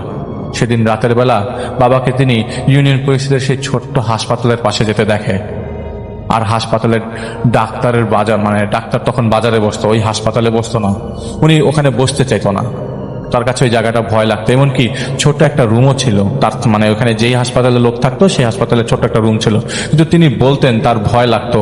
এমনকি দিনের বেলাতেও ওই জায়গায় অন্ধকারের মতো থাকতো। পরে ওই হাসপাতালের ডাক্তার একটা সময় চলে যায়। এরপর থেকে আর হাসপাতালে কেউ আসে না, পরিত্যক্ত অবস্থা থাকা শুরু করে দেয়।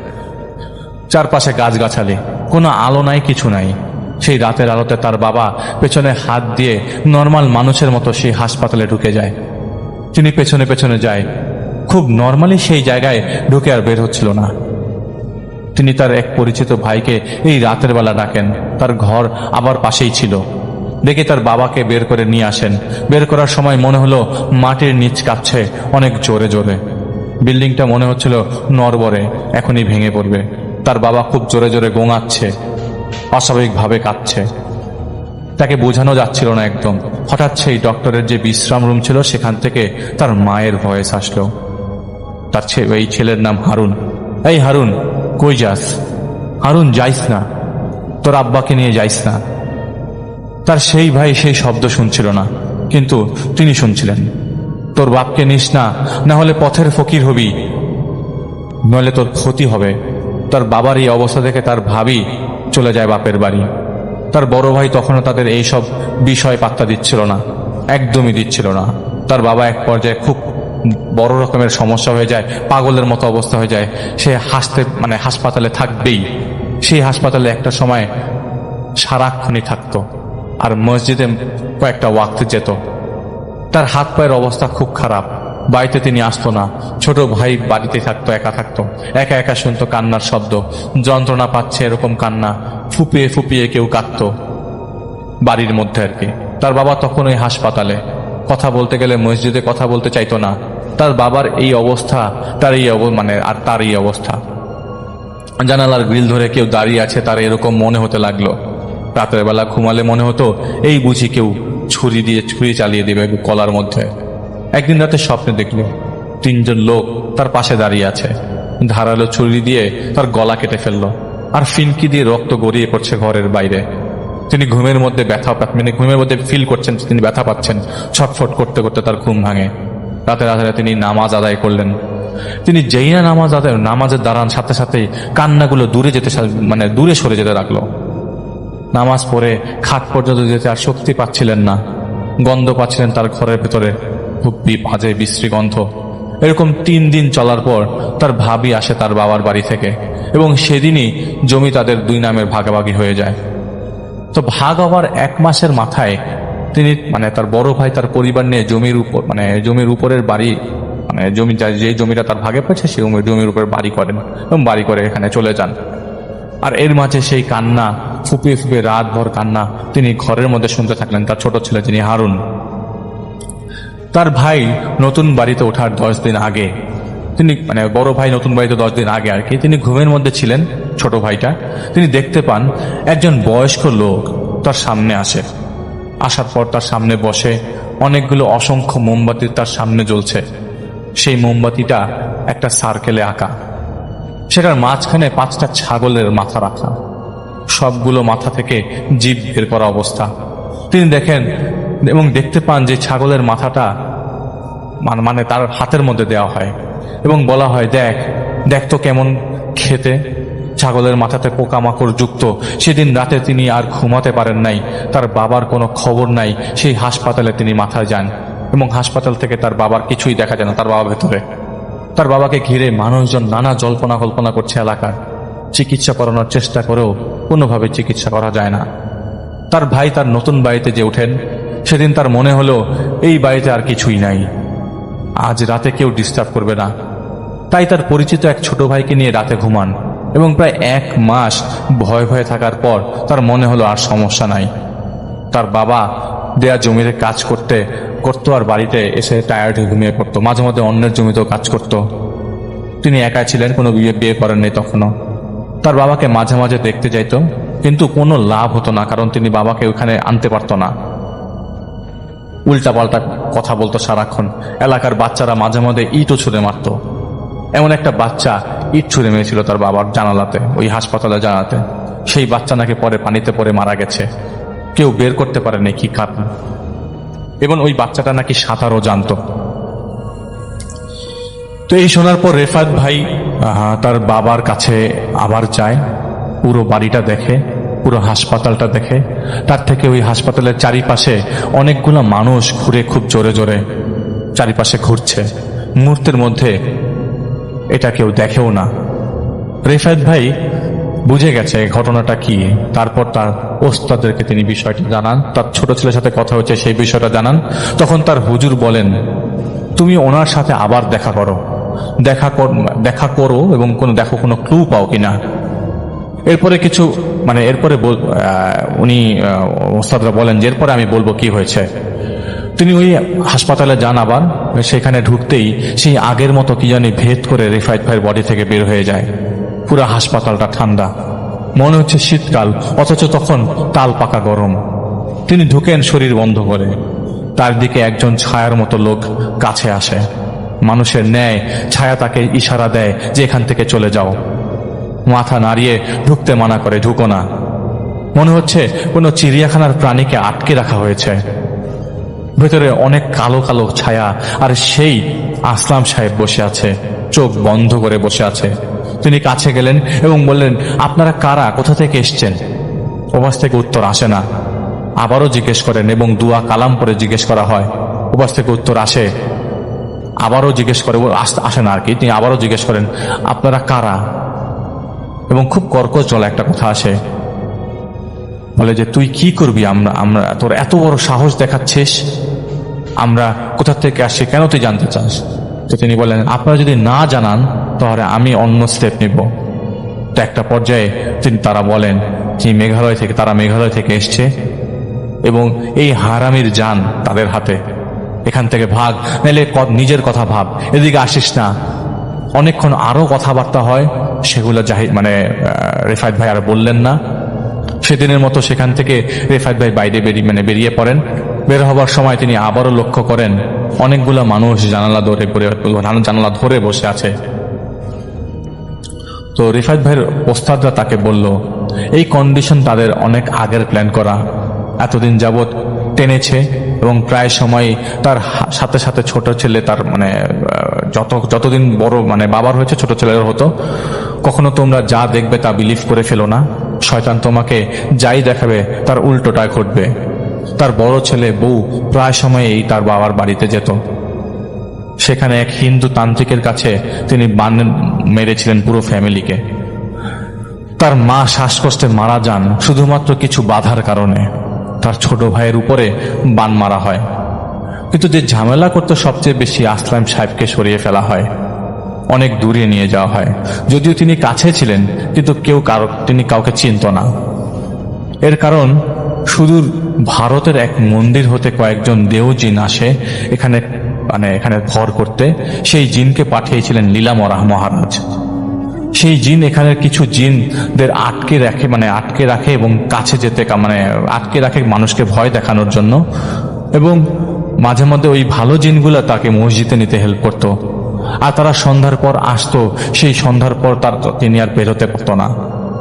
তার মার কবরের ভেতরে এবং হাসপাতালের পাশে মাটি খুললে 33 পিস কাফনের কাপড় পাওয়া যাবে এবং ছাগলের মাথা পাওয়া যাবে। ওরা এভাবে মারত না, ওরা স্বাভাবিক উপায়ে তিলে তিলে মারত। 33 পিস কাফনের কাপড়কে পুড়িয়ে দিতে হবে এবং এই ওস্তাদরা তাদের সাথে কথা বলে জিনিসটা বের করেছে। এবং পুড়িয়ে ওর মার জন্য দোয়া পড়াতে হবে কোরআন শরীফ থেকে।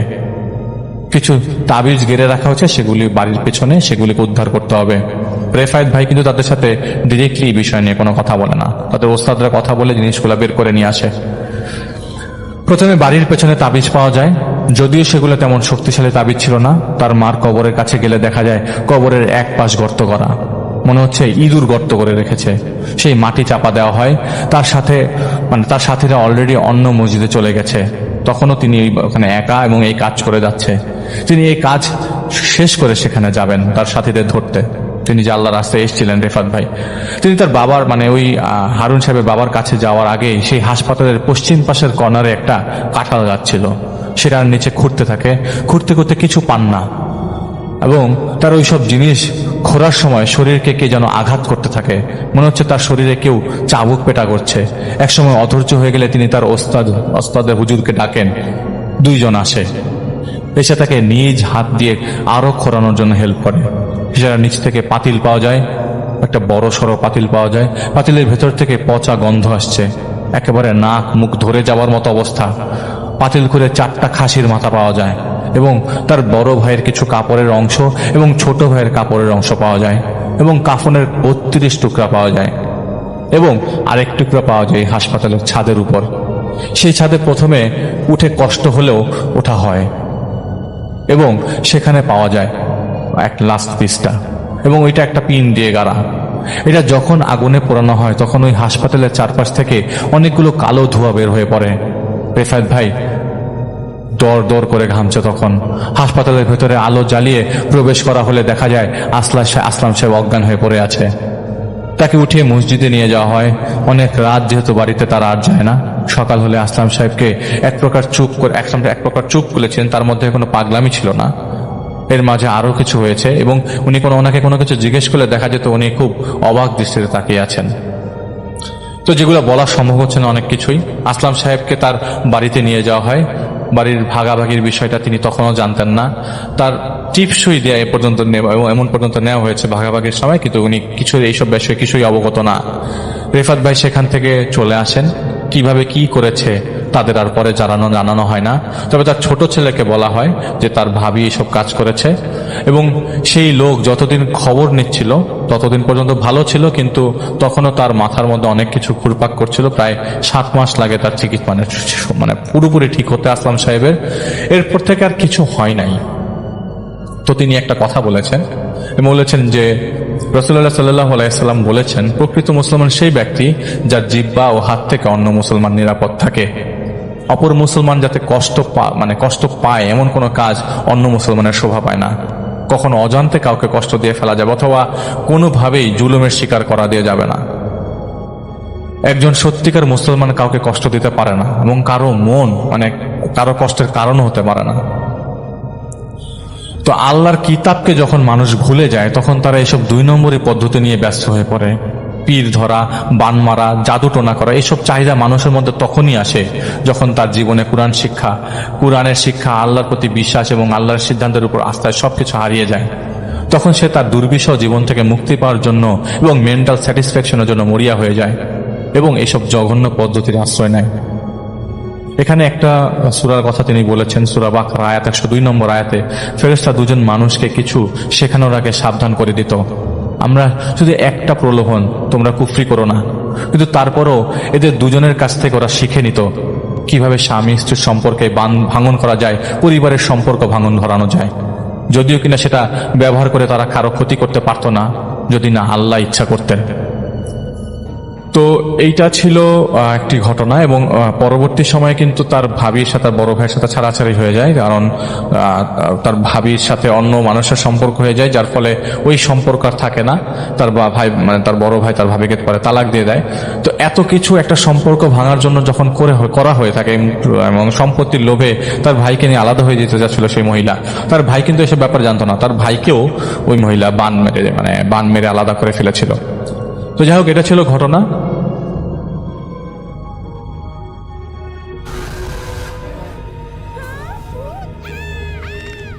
নেসেলার ভাই ও বোনেরা, আপনারা সবাই ভালো আছেন? আপনাদের দোয়াতে আমিও ভালো আছি।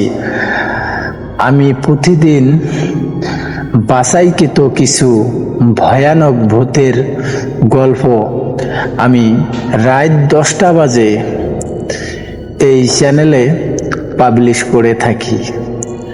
আপনাদের যদি ভালো ভিডিও দেখতে মন চায়, ভালো ভয়ানক ভূতের ঘটনা শুনতে যদি ইচ্ছুক থাকেন, তাহলে আমার এই চ্যানেলটাতে আপনারা সব সময় বাছাইকৃত পর্বের ভয়ানক গল্পের ঘটনা শুনতে পারবেন। আমি প্রতিনিয়ত বিভিন্ন জায়গা থেকে বাছাইকৃত ভিডিও আমি সংগ্রহ করে আমি আমার চ্যানেলে রাত 10টা বাজে পাবলিশ করে থাকি। আপনাদের যদি আমার এই ভিডিও ভালো লেগে থাকে তাহলে আপনারা আমার পাশে থাকবেন আর আমার চ্যানেলটাকে দয়া করে সাবস্ক্রাইব করে দেবেন, পারলে শেয়ারও করে দেবেন। আসসালামু আলাইকুম। হিন্দু ভাইদেরকে আদাব। আপনারা সবাই ভালো থাকবেন, আপনাদের জন্য আমি দোয়া করি। আমি আমার গল্পটি এখানেই শেষ করলাম।